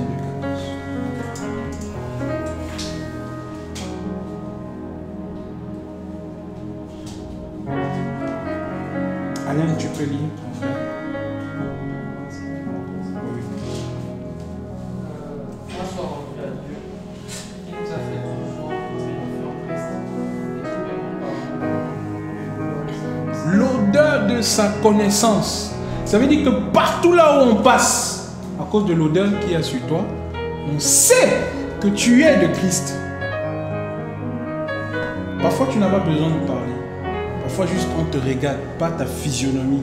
On sait que lui là, il y a quelque chose de différent. Pourquoi? Parce qu'il y a l'odeur du Seigneur qui t'accompagne. Vas-y. Dieu soit remercié, qui nous fait toujours triompher au Christ et qui propage partout à travers nous le parfum de sa connaissance. Donc ça veut dire que c'est lui-même qui fait ta publicité. Nous sommes en effet pour Dieu la bonne odeur de Christ parmi ceux qui sont sauvés et parmi ceux qui périssent. La bonne odeur. Donc si tu as Christ, c'est la bonne odeur. Si tu n'as pas le Seigneur, c'est une autre odeur qui se répand. Et c'est en ça justement que beaucoup d'enfants du Seigneur aussi sont doubles. Vous avez déjà vu ça? Des gens, tu as l'impression que cette personne-là, il est deux en fait. Genre, quand il est avec les frères, il est vrai. Mais quand tu n'es pas avec des frères, il y a autre chose en fait. Ouais. Et ça, le Seigneur, il n'aime pas ça. Parce que quand c'est comme ça, tu n'as pas l'Esprit du Seigneur. L'Esprit du Seigneur n'est pas dans le double. Quand tu fais comme si tu es enfant du Seigneur et d'un autre côté tu ne l'es pas, c'est que tu n'as pas l'Esprit du Seigneur. Parce que l'Esprit du Seigneur fait répandre la bonne odeur de sa connaissance. Et l'odeur là, c'est ça que nous sentons dans la maison. C'est ça que nous sentons dans notre lieu de travail. C'est ça que nous sentons partout là où nous nous trouvons. Quand quelqu'un arrive à côté de toi, il trouve que mais franchement, il y a une présence du Seigneur qui accompagne cette zone. Franchement, cette maison, il y a la présence du Seigneur. C'est cette odeur qui se répand, qui fait qu'un sorcier ne peut pas se loger là où tu es. Qui fait que le simple fait de ta présence agite les gens. Parfois, l'ennemi sait que tu vas arriver dans un lieu. Les gens commencent à s'agiter. Tu ne comprends pas pourquoi. Tu es sur la route comme ça, à quelques kilomètres devant toi, une bagarre déclenche. C'est une agitation de Satan. Parfois, tu dois arriver dans un lieu comme ça là. Parce que tu dois arriver, les démons sont tellement énervés qu'ils font à ce que les gens qu'ils possèdent commencent à lutter entre eux. À cause de toi, hein, ils luttent au point de se tuer les uns les autres. C'est les démons qui créent ça, juste parce que tu es en train d'arriver dans ce lieu-là. Et pourtant, le sujet de la bagarre ne porte pas sur toi. Est-ce que vous comprenez un peu? Oui, il y a des choses dans l'esprit qui se passent en fait. Comme ça qu'on doit être vigilant, nos antennes doivent toujours être bien dressées sur nos têtes. Partout là où tu passes, là où ton pied arrive et tout ça, le lieu là où tu te trouves. Tu vas voir, l'Esprit du Seigneur te précède sur le chemin.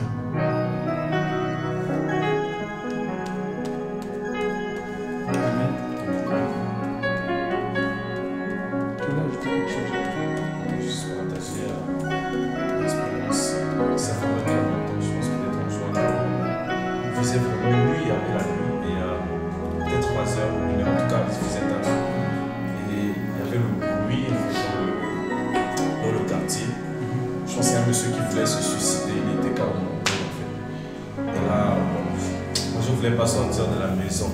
J'ai chassé, j'étais là à la maison chez moi, à quelques.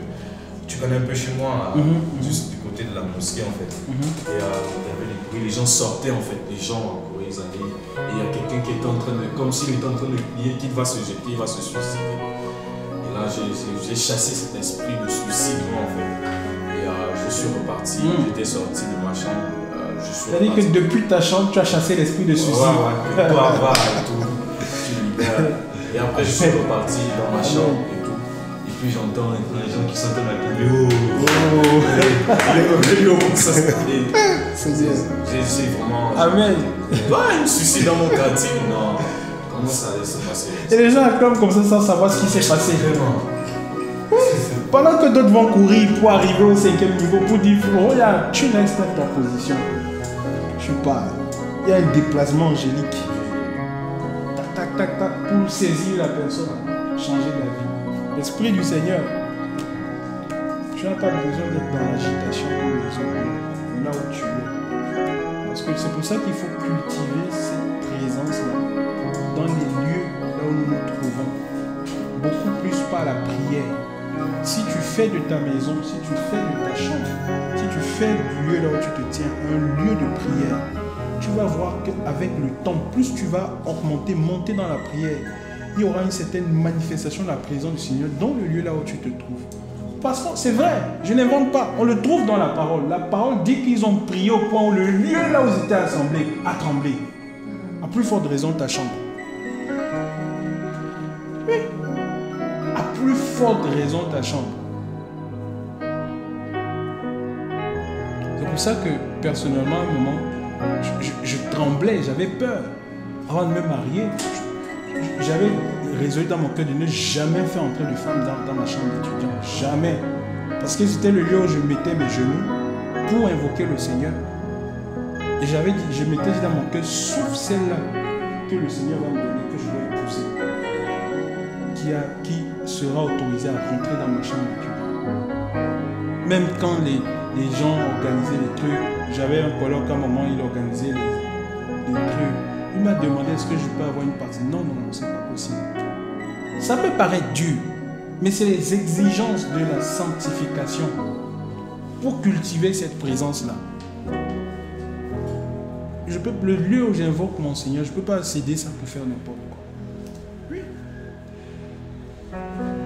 Parce que, encore une fois de plus, il est saint.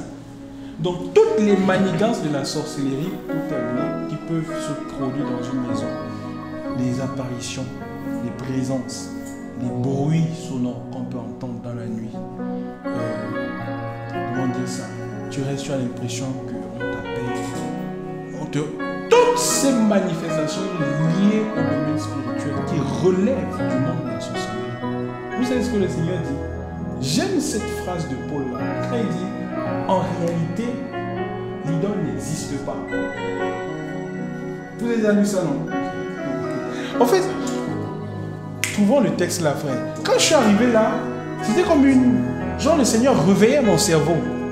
1 Corinthiens 8. Il dit en réalité, l'idole n'est... Ce que eux ils appellent l'idole. Parce que l'idole c'est quoi? C'est que tu prends quelque chose, tu tailles un bois, et puis tu dis bon, désormais ce bois là, c'est mon Dieu. Je vais commencer à l'invoquer. Et tu crois que derrière ce bois là, il y a un Dieu véritable. Il dit en réalité, il n'existe pas. Il n'y a qu'un seul, Elohim. Trouvons le texte, on va le lire ensemble. Merci Seigneur.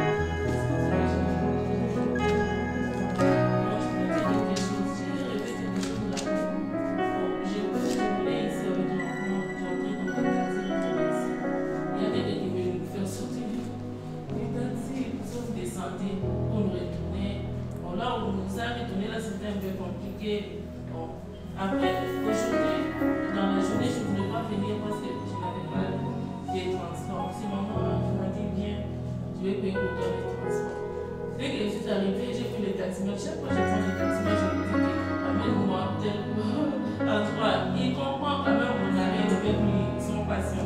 Dès que je suis arrivée, j'ai venu avec ces taximètres. Il était incompréhensible, il était bizarre, énervé. C'est comme s'il veut faire l'accident. Je ne sais pas.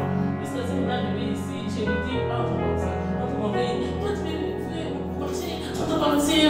Moi je lui dis, mais sauf que j'ai vu avec elle, il ne me remplit pas. Donc il était vraiment énervé jusqu'à la porte là. Moi je l'ai dit, je suis arrivée là, j'ai oublié les numéros d'ici. Là, je ne savais pas où je devais sonner. Donc je lui dis, attends, je me monter. Non, il était énervé, il me dit, ou bien tu viens avec moi, tu ne vas pas entrer. Jusqu'à la porte, je me dis, ça c'est un démon bien comme ça. Tiens, quoi vraiment? Qu'est-ce qui s'est passé en toi? J'ai compris avec mon songe là. Je me suis dit, wow, c'est les nuits que je fais les gens. Donc le Seigneur t'avait déjà prévenu en quelque sorte. Oui, on m'a fait sortir brusquement. J'ai acheté ça. C'est ça. C'est que. Il peut avoir ce genre d'agitation là aussi. Hein. Dans la journée, par rapport à ce que nous faisons, tu vois un collègue qui s'énerve sur toi pour rien. Oui, ta tête l'énerve et tout ça, c'est des agitations démoniaques. Voilà. Voilà. C'est ça. C'est des agitations démoniaques pures et simples. C'est des démons qui s'agitent. Donc, 1 Corinthiens 8, au sujet du dogme, peut-être. Vas-y. Donc, pour ce qui concerne l'action de manger les choses sacrifiées aux idoles, nous savons qu'une idole n'est rien. Qu'il n'y a aucun autre Elohim excepté un seul. Voilà. Qu'il n'y a aucun autre Elohim excepté un seul. Pourquoi? Parce que l'idole en fait n'est rien. Ce que les hommes peuvent considérer comme idole là, c'est rien. C'est-à-dire que toutes ces choses-là, parce que c'est des choses que d'autres adorent, toutes ces manifestations, tous ces semblants de présence, et encore une fois de plus, parce qu'il faut être vigilant, il faut être très vigilant. Dans quel sens? Dans le sens où Satan, il aime nous faire peur. Naturellement parlant, il y a ce qu'on appelle l'immunité corporelle interne et externe. Ça veut dire quoi? Ça veut dire qu'à chaque fois que ton corps est en fait à des éléments étrangers intérieurement, il réagit. Et à chaque fois que ton corps aussi est soumis à un environnement dans lequel il n'est pas habitué, il y a une réaction extérieure. Comme par exemple, tu vas avoir la chair de poule et tout ça. En fait, tes cheveux vont être dressés, tu vas avoir la tête qui chauffe, le derrière ici et tout ça.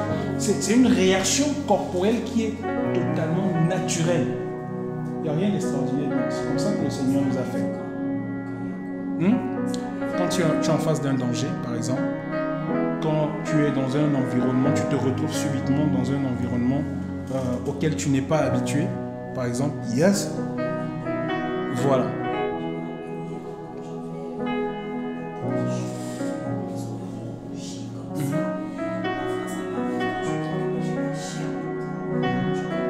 Non, ça c'est autre chose. Tu viens d'ouvrir notre porte. Je ne parle pas de ça. Je parle d'une réaction du corps naturel. Ça veut dire quoi? Ça veut dire que là où la sœur unie est, si tout de suite il y a quelque chose qui veut tomber sur sa tête, son corps va réagir. Il y a, je ne sais pas, soit dans un système de défense, elle va peut-être sauter pour éviter un réflexe. Il va y avoir une réaction naturelle. C'est comme ça que le Seigneur nous a fait. Et ça peut être extérieur comme ça peut être intérieur. Donc, à chaque fois que tu te retrouves dans ce genre d'environnement, ton corps il réagit. Maintenant, ce que tu es en train de dire, ça c'est... Comment dire ça? Ça c'est une autre manifestation. Je vais parler de ça aussi. Donc, pour revenir à ce que j'étais en train de dire, toutes ces manifestations-là, en fait, qui peuvent avoir lieu dans le but de pouvoir nous influencer concernant tout ce qui concerne la sorcellerie, notre corps réagit, c'est normal. C'est normal que notre corps réagisse. Maintenant, la présence de l'Esprit du Seigneur nous fortifie, exerce nos mains au combat et nous permet de pouvoir, comment je vais dire, de pouvoir réagir autrement ou d'habituer notre système immunitaire à réagir autrement lorsque nous faisons face à ces éléments extérieurs qui nous attaquent. C'est dans ce sens qu'on parle du courage. L'Esprit du Seigneur, il nous donne le courage. Le courage comment de pouvoir affronter des situations. Tu vas voir par exemple le frère, s'il est là, si un objet veut tomber sur lui, par rapport à la sœur, ils vont avoir deux réactions différentes. Tout dépend de comment l'esprit de chacun est fortifié en lui-même par rapport à la qualité de combat que chacun d'entre eux a l'habitude d'affronter. Vous voyez? Est-ce que vous me suivez, frères et sœurs? Voilà, tout dépend de cette habitude, de cet exercice. La parole dit qu'il est celui qui exerce nos mains au combat. Le fait qu'il exerce nos mains au combat, c'est qu'il fortifie notre esprit afin qu'on soit capable d'affronter toutes ces choses-là sans se retrouver dans la peur. Parce que le but de Satan, c'est de nous plonger dans la peur, c'est de nous effrayer, afin que notre système immunitaire baisse. Parce que lorsque le système immunitaire de défense de l'homme faiblit, c'est une porte aussi pour les possessions démoniaques. Je prends un exemple. Quand vous voyez des gens qui comment on dit ça, qui boivent, qui prennent de l'alcool et tout ça, il arrive à un niveau où il perd complètement la conscience. Il ne peut plus réagir, réfléchir par lui-même. Physiquement parlant, c'est une baisse de son système de défense, de son système immunitaire. À ce moment, il peut se livrer à n'importe quoi. À ce moment, il peut être possédé par les esprits démoniaques. Donc, toutes ces choses-là, le Saint-Esprit nous fortifie. Il renforce notre esprit à l'intérieur de nous afin que nous soyons par lui capable de pouvoir affronter ces choses-là pour ne pas être sujet aux troubles en fait et aux manigances de l'ennemi. Alors ce que je voulais dire justement par rapport à ça, quand il dit que l'idole n'est rien, que toutes ces choses n'existent pas, c'est que quand nous faisons face à tous ces éléments concernant la sorcellerie, concernant la magie, toutes ces manifestations extérieures, les réactions se font en fonction de l'exercice de ton esprit à ce genre de combat. Tu vas avoir une personne qui n'est pas exercé à ce genre de truc. Elle pense qu'il y a une présence, il y a quelqu'un qui est en train de marcher dans la chambre, son esprit va être en train de réfléchir et tout ça. Elle va être dans la peur. À un moment même, elle va vouloir dire au nom de Jésus, c'est dur, ça ne sort pas. C'est une personne qui n'est pas exercée. Tu vas voir une personne dans le songe, elle vient au songe, je pense, voilà. Elle veut dire au nom de Jésus, c'est dur, ça calme. Son esprit n'est pas exercé au combat. Et quelqu'un qui a l'esprit exercé au combat, dans son intimité, l'esprit du Seigneur, il réagit autrement. Quand il sent cette présence-là, il loue le Seigneur, bénit le Seigneur. Et même si on vient lui dire que le voyage sorcier qui marche au-dessus de sa toiture, salut.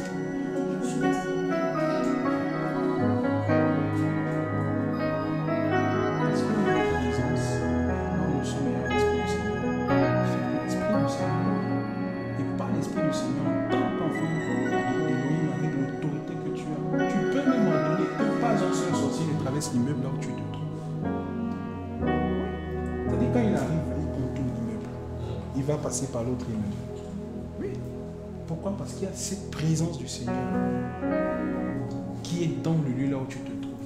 Tu restes dans la chambre, tac, tu entends au salon, un verre d'eau, ton tac, ça se passe. Qu'est-ce qui se passe?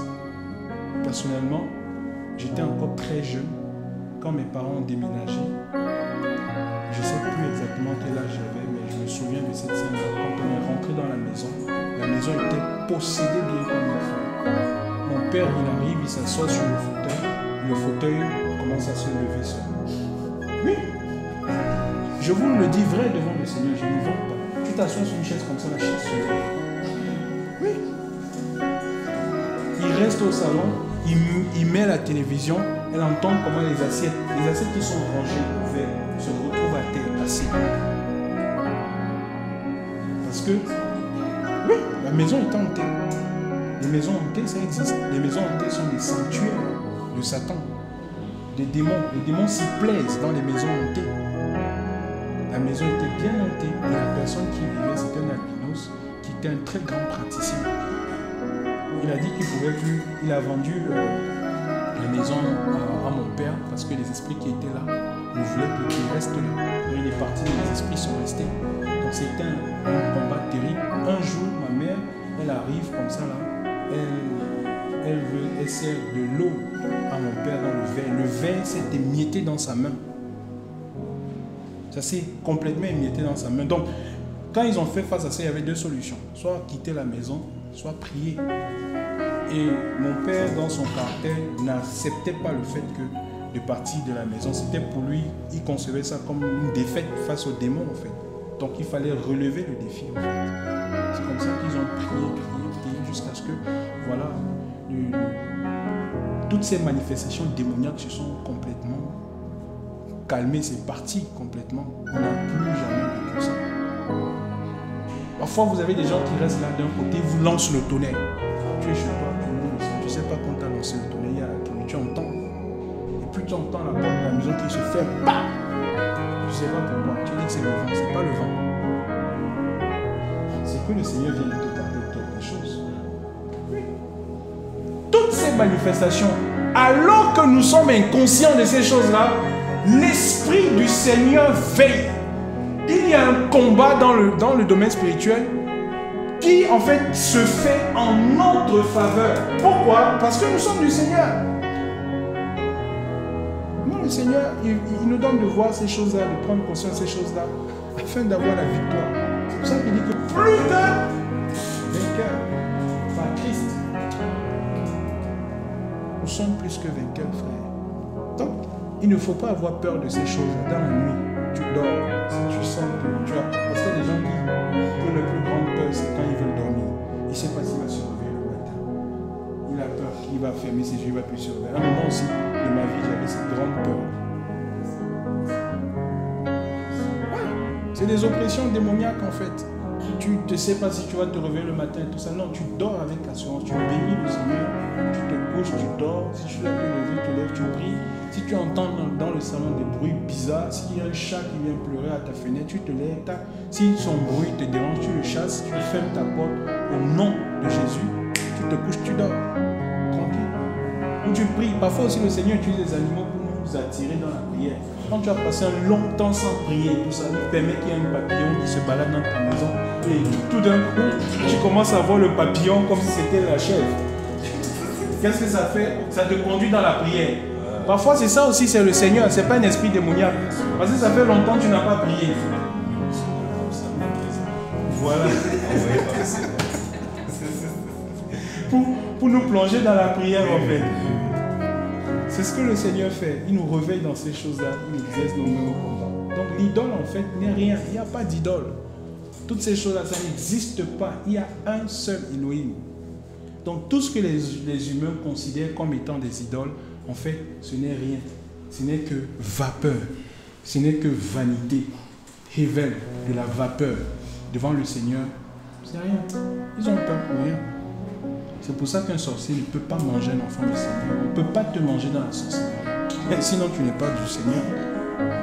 Donc, ma soeur, par rapport à la somnolence, comme tu disais, ce n'est pas normal. Je pense qu'en l'expliquant, le frère le disait aussi, le fait que tu somnoles par rapport à la parole du Seigneur, ce n'est pas normal. C'est une oppression démoniaque qui opère dans ta chair. Parce qu'à partir de ce moment-là, il faut prier par rapport à ça. Oui, il y a une oppression. Tu dis, c'est pas la fatigue. Parce que tu n'es pas fatigué. Tu me dis que tu dors bien.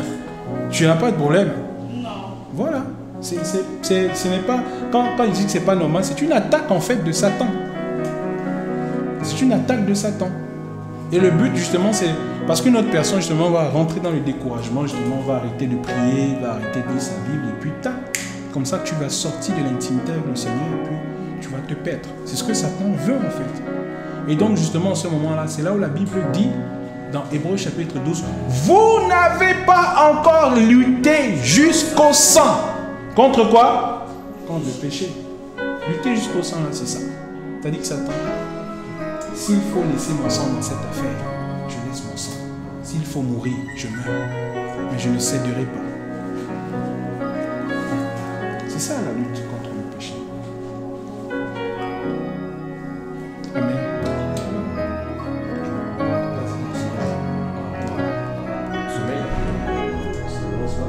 Ça m'est arrivé souvent, ça m'est arrivé. En fait, le truc avec ça, c'est quand tu prends conscience que c'est pas normal, que c'est pas peut-être, voilà, c'est pas le sommeil normal, évidemment, et qu'il ne faut pas laisser faire. Tu vois. Si tu laisses le mot, ça va se répéter. Si à chaque fois que tu vas laisser, ça va.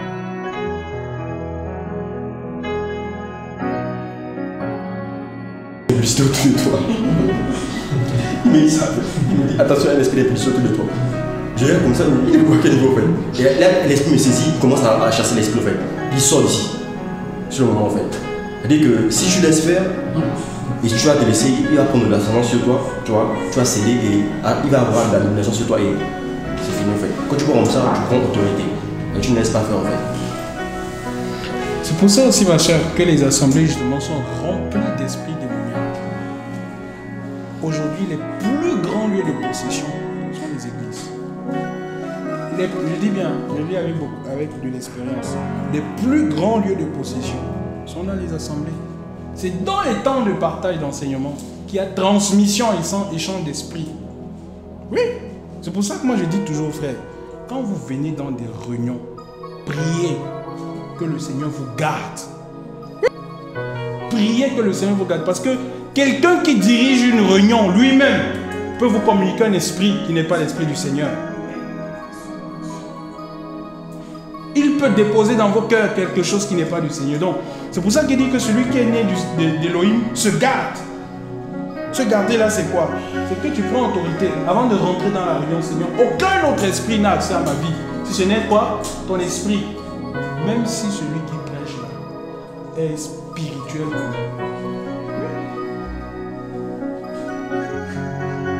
Est-ce que vous comprenez, frère et sœur?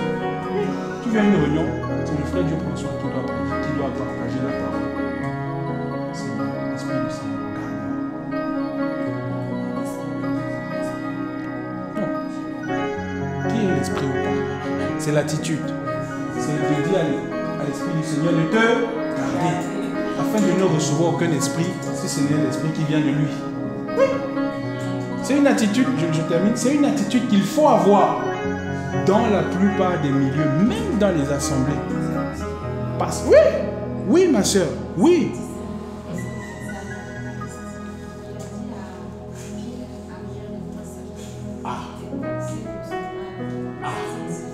Exactement.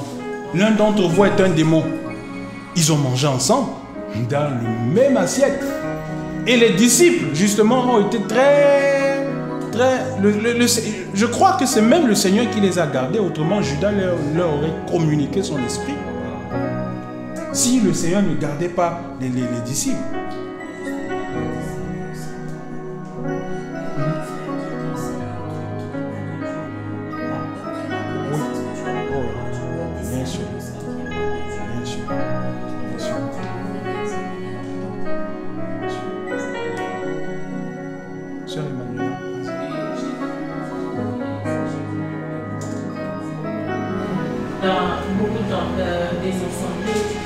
C'est au moment de la prière ou bien pendant les veillées, donc les gens se lèvent pour prier, maintenant moi je pense que avoir sommeil, ou bien c'est le moment de la prédication que moi je commence à dormir, je dis non, Seigneur, moi je ne suis pas de venir dormir, si moi je vais prier, ça c'est quoi ça?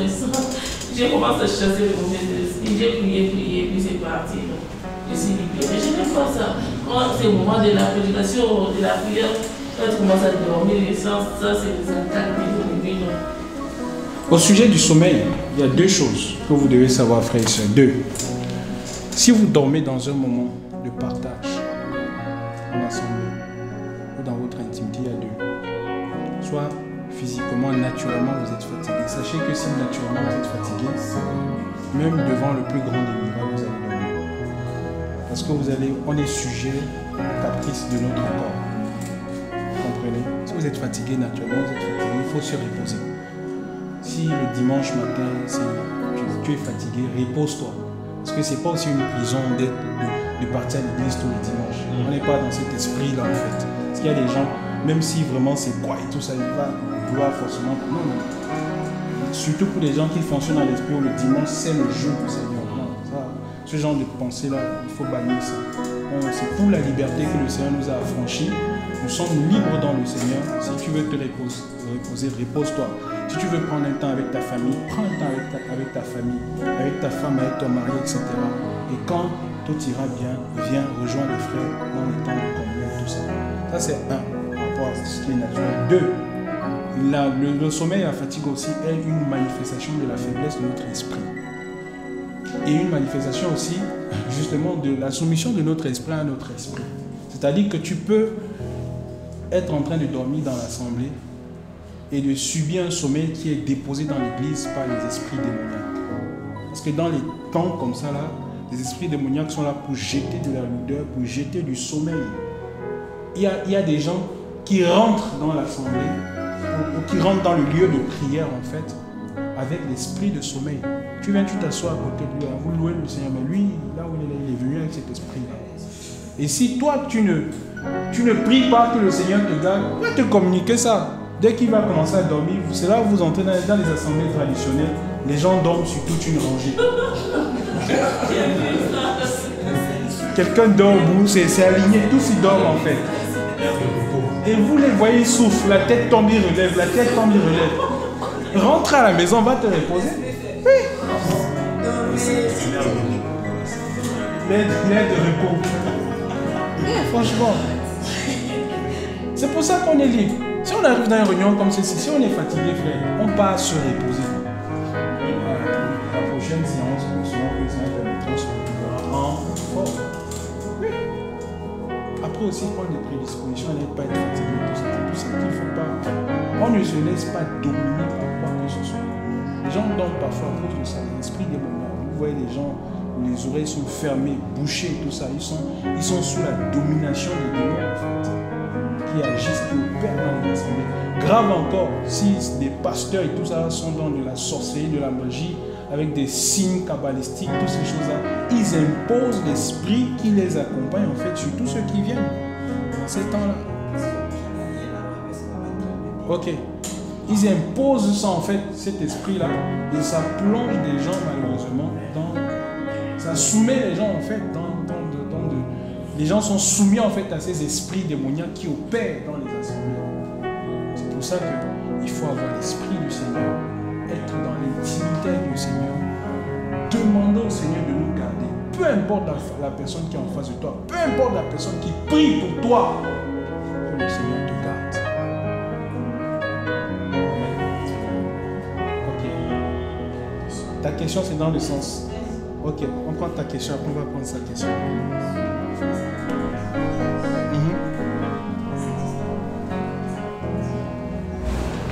Comme le marié tardait, toutes s'assoupirent et s'endormirent. Toutes s'assoupirent et s'endormirent.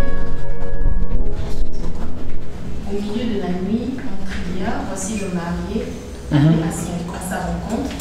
Alors toutes ces jeunes filles se réveillèrent et préparèrent leur noce. Je me suis toujours posé la question. Oui. Pourquoi les 10 vierges, il y a les 5 vierges sages et folles, mais comme l'époux tardait, on dit toutes se sont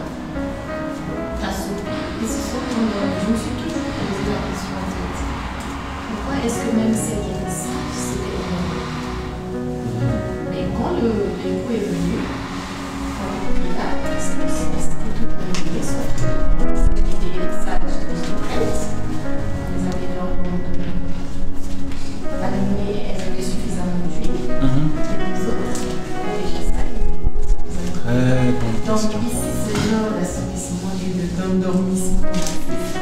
Pourquoi est-ce qu'il est question? Très bon. Je laisse la possibilité à mon frère Jacques de répondre à la question. Alors, là, le Seigneur parle de quelque chose de bien plus général, en fait. C'est par rapport au temps de la fin avant son retour. Il nous dit que le royaume des cieux sera semblable. Là, c'est vraiment de manière globale à la marche à la foi. Ça rejoint également le passage de Luc 18, 8. Mais parce que l'iniquité, la violation de la Torah sera multipliée, la foi, le plus grand nombre se refroidira. Quand le Fils de l'homme viendra, trouvera-t-il la foi sur la terre? Luc 18, 8. C'est ces temps-là que nous vivons en fait. Parce que nous sommes dans la nuit, profondément, spirituellement parlant. Nous sommes dans la nuit. La nuit est avancée. La nuit est avancée et ce qui fait que il y a un assoupissement généralisé dans les nations, dans le monde, par rapport à l'Église également. Aussi bien des véritables enfants du Seigneur. Il y en a qui persévèrent, mais il y a des siècles et des millénaires qui se sont écoulés, qui font que la foi que nous manifestons aujourd'hui, les œuvres que nous voyons, ne sont pas les mêmes lorsque l'Église est née. Et donc, le Seigneur nous dit, cette parole nous fait comprendre qu'avant le retour du Seigneur, avant son retour et avant l'enlèvement de l'époux, il y aura un temps d'assoupissement qu'il y aura dans l'Église. Mais avant son retour également, il y aura ce réveil en fait. Ce réveil de ces véritables enfants, mais aussi de l'Église apostate. Parce que les cinq folles représentent cette assemblée, cette Église. Quand je dis Église, c'est Église, pas une assemblée particulière, mais un ensemble de personnes en fait. Cette Église apostate qui n'a pas la vie du Seigneur, qui n'a pas l'esprit du Seigneur, qui va également se lever avant le retour du Seigneur, la multiplication des fausses doctrines, des faux enseignements et toutes ces choses qui viennent en fait assoupir l'assemblée des personnes qui ont cru. Et c'est ça en fait, c'est ce sommeil-là où le Seigneur nous dit que tout s'assoupire. Donc il inclut ici aussi bien celles qui ont la crainte du Seigneur, les sages qui ont la crainte du Seigneur, qui marchent, qui ont l'huile, qui ont l'esprit du Seigneur, mais par rapport aux circonstances, au temps dans lequel ils vont se retrouver, la foi va baisser en fait. La foi va baisser, il y aura un assoupissement, il y aura une certaine... Oui, c'est toujours dans le même sens, c'est à 1 Thessaloniciens 5, Romains 13 qui nous parle de ça, la nuit est avancée, c'est l'heure de se réveiller du sommeil, de se revêtir du matin en fait. Donc c'est cet assoupissement-là dont le Seigneur est en train de parler dans la fin, c'est-à-dire avant son retour, il y aura ce refroidissement de la foi. Mais le Seigneur, parce qu'il revient chercher une assemblée glorieuse, pure, sans tache, ni rien de semblable, il va réveiller ses enfants, les sortir de cette torpeur. Le sommeil en question ici, on va regarder le terme, le terme qui est utilisé. Tu peux regarder mon frère dans le son, le terme grec.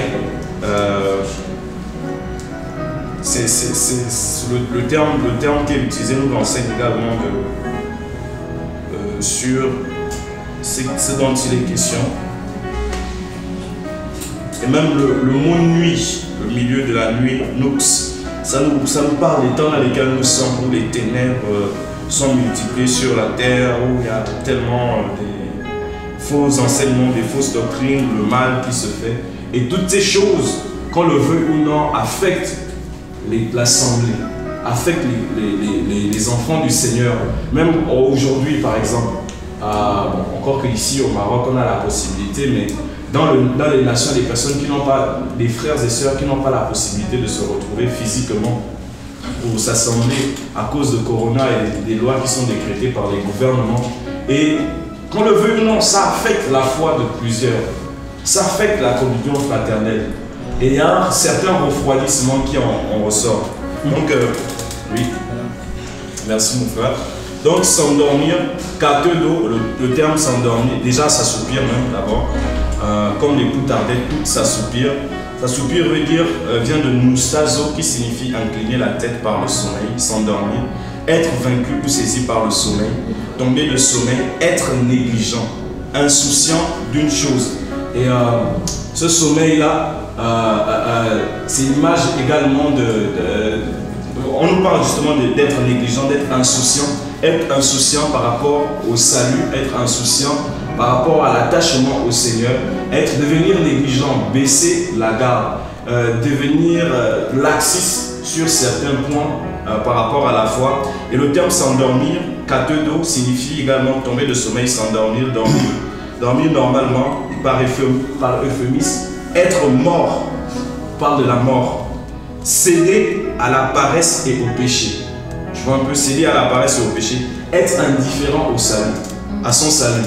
C'est des choses qu'on voit aujourd'hui, même des personnes qui ont reçu le Seigneur, mais qui deviennent négligents par rapport à certains points, certains éléments, certaines bases, qui seront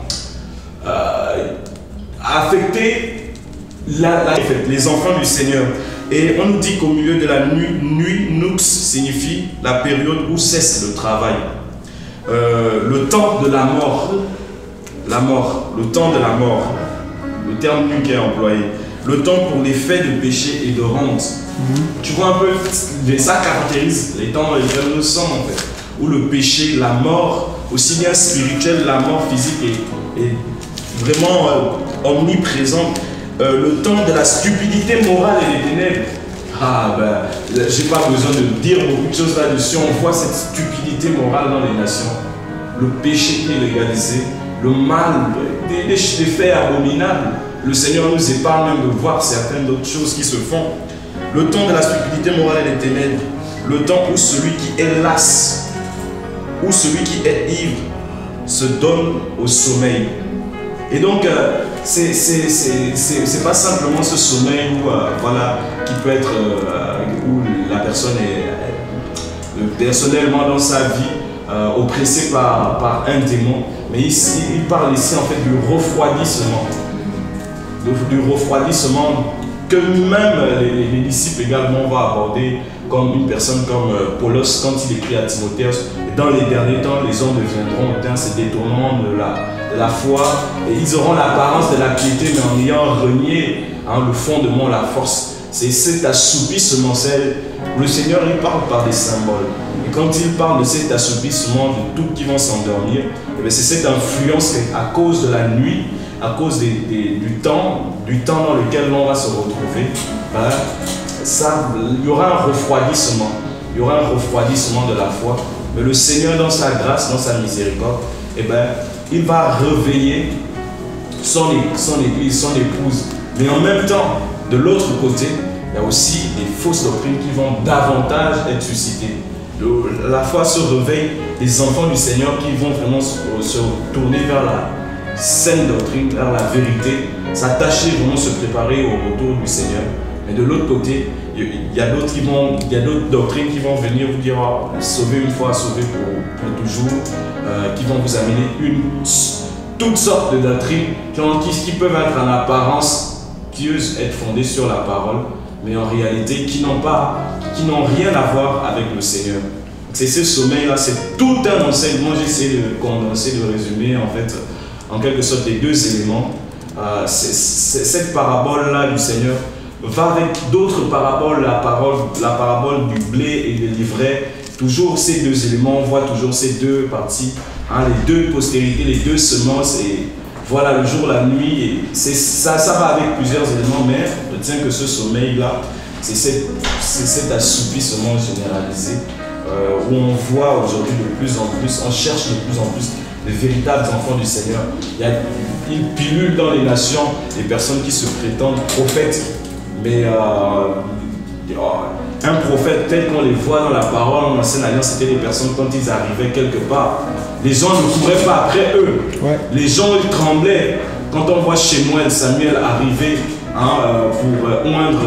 pour oindre David, les gens vont dire, mais viens-tu pour est-ce pour les bonnes nouvelles? Il tremble en fait. Parce que le prophète, il ne parlait pas dans le sens de ce que les cœurs des hommes voulaient, il parlait de la part du Seigneur. Et aujourd'hui, on entend, il y a beaucoup de personnes qui se déclarent, c'est le ministère le plus apprécié.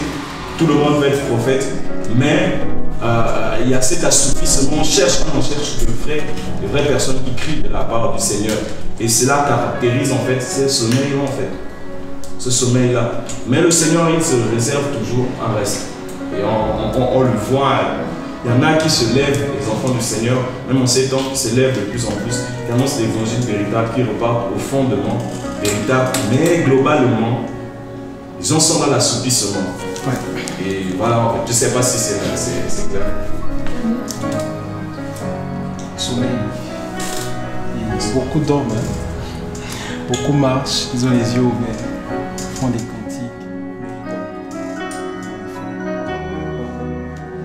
mais seul le Seigneur sait pourquoi les 10 dorment. Et il viendra, certains se relèveront,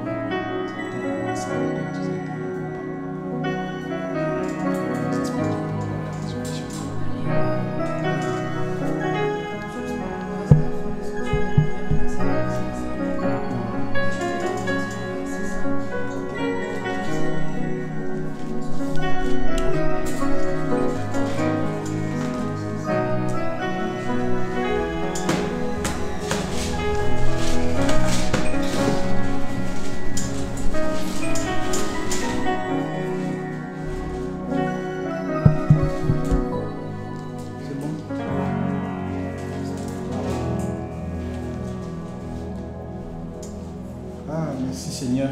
Vous aimez ce qu'on partage là? Amen.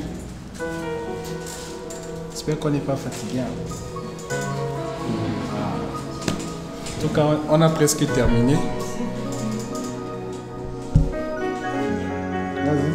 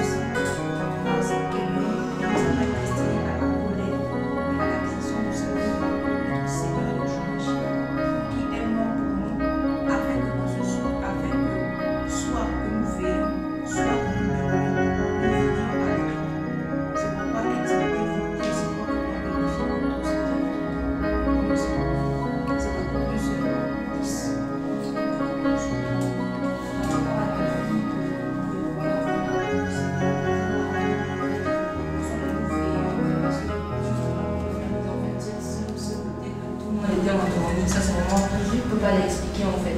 Mais parce qu'on a la vie du Seigneur et qu'on s'efforce vraiment, parce qu'on dit d'abord, comme l'époux tardait, parce que le Seigneur tarde à venir, beaucoup vont vraiment revenir à fond en fait. Les gens entendent ça dans le monde des païens qui disent je suis qu'on a dit que Jésus va revenir, il revient quand en fait.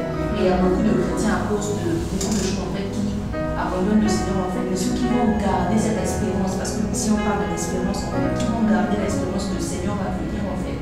Or que nous soyons tous endormis, mais c'est vraiment cette espérance, cette vie du Seigneur qui va faire en sorte que tout on soit brillant et que voilà, qu'on soit effectivement programmé, c'est-à-dire que qu'on soit en train de, qu'on soit content de le sommeil, qu'on soit prêt, qu'on soit prêt à partir en fait de ce que c'est ça. Surtout la notion d'être prêt, c'est-à-dire que les saintes vierges sages, elles étaient prêtes et elles avaient vu. C'est-à-dire le fait de dormir et le fait d'être parfois dans l'assoupissement, c'est normal, parce que nous sommes dans le corps, nous sommes des vastes, donc la chair est faible. Mais nous ne marchons pas par la chair. C'est vrai que les temps d'assoupissement peuvent venir, les temps d'endormissement, et d'ailleurs nous dormons, nous ne passons pas nos vies à prier, à jeûner, à manger. Donc on a quand même des temps où on dort. Mais le plus important, même quand je dors, je suis, même si mon corps dort, mon esprit est éveillé. C'est-à-dire quand le Seigneur viendra, en tout cas, je suis. Le plus important, c'est qu'on est prêt. C'était pour revenir un peu à cette histoire d'assoupissement, d'endormissement. D'ailleurs, quand c'est vrai qu'il y a des esprits d'assoupissement. C'est-à-dire que si je n'arrive plus à prier, je n'arrive plus à méditer, il y a un problème. Là, vraiment, il y a un problème. Mais si, dans un moment ou un temps de la vie, de la relation avec le Seigneur, il peut arriver des temps où je me sens faible. C'est-à-dire, je sens que c'est temps-ci, je traverse des moments où je me sens faible. Et ma faiblesse me dit, c'est quand je suis faible, c'est maintenant que je suis fort. C'est-à-dire que c'est pas parce que tu es faible que tu n'es pas fort. C'est pas parce que les Saintes Vierges dormaient qu'elles n'avaient pas lui. Parce que notre force, c'est l'Esprit du Seigneur qui nous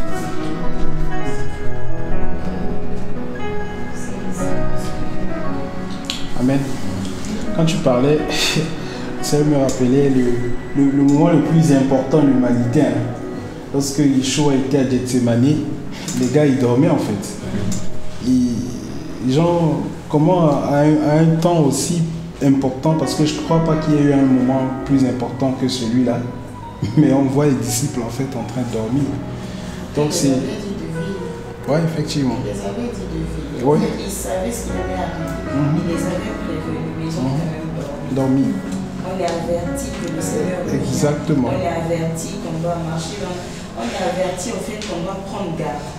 Mais cela n'empêche que, comme le frère disait, certains sont assoupis. Les fausses doctrines, voilà. Donc on doit prendre garde. Amen. Voilà. Amen. Que le Seigneur soit béni en tout cas. Tu avais une dernière question, c'est ça?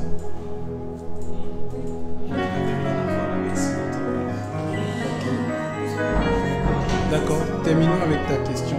Vas-y. Terminons.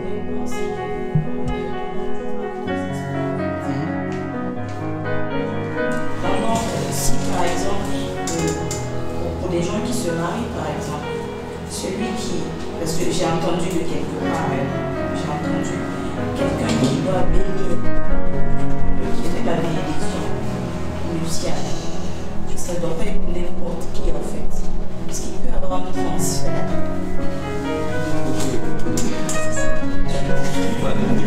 Vas-y. Transfert de problèmes, de c'est quoi, de vie de couple bizarre, de pauvreté, je sais pas. Mais tu es dans le sujet, hein, tu n'es pas au sujet. Hein, comment? Tu es dans le sujet. C'est vrai. Oui. Encore plus que c'est il y a le mariage qui est Tu es dans le sujet. Quand tu parlais des esprits, je me suis rappelé de ce que la personne m'avait dit. Que quand c'est pas n'importe qui doit bénir ton couple et machin, il y a des transferts d'esprit, de machin. Il faut faire beaucoup attention en fait. Ok, pour répondre à la question. La première des choses, sur tout ce qu'on fait, il faut toujours être biblique. Il faut toujours regarder les fondements apostoliques et prophétiques. C'est ça que l'Église pense. Je ne suis pas encore arrivé là-bas. Je ne suis pas encore arrivé là-bas. On avance sur les fondements apostoliques et prophétiques, dit la parole. Donc justement, pour arriver à ce fondement-là, il faut se poser la question. Est-ce que les apôtres ont béni les mariages?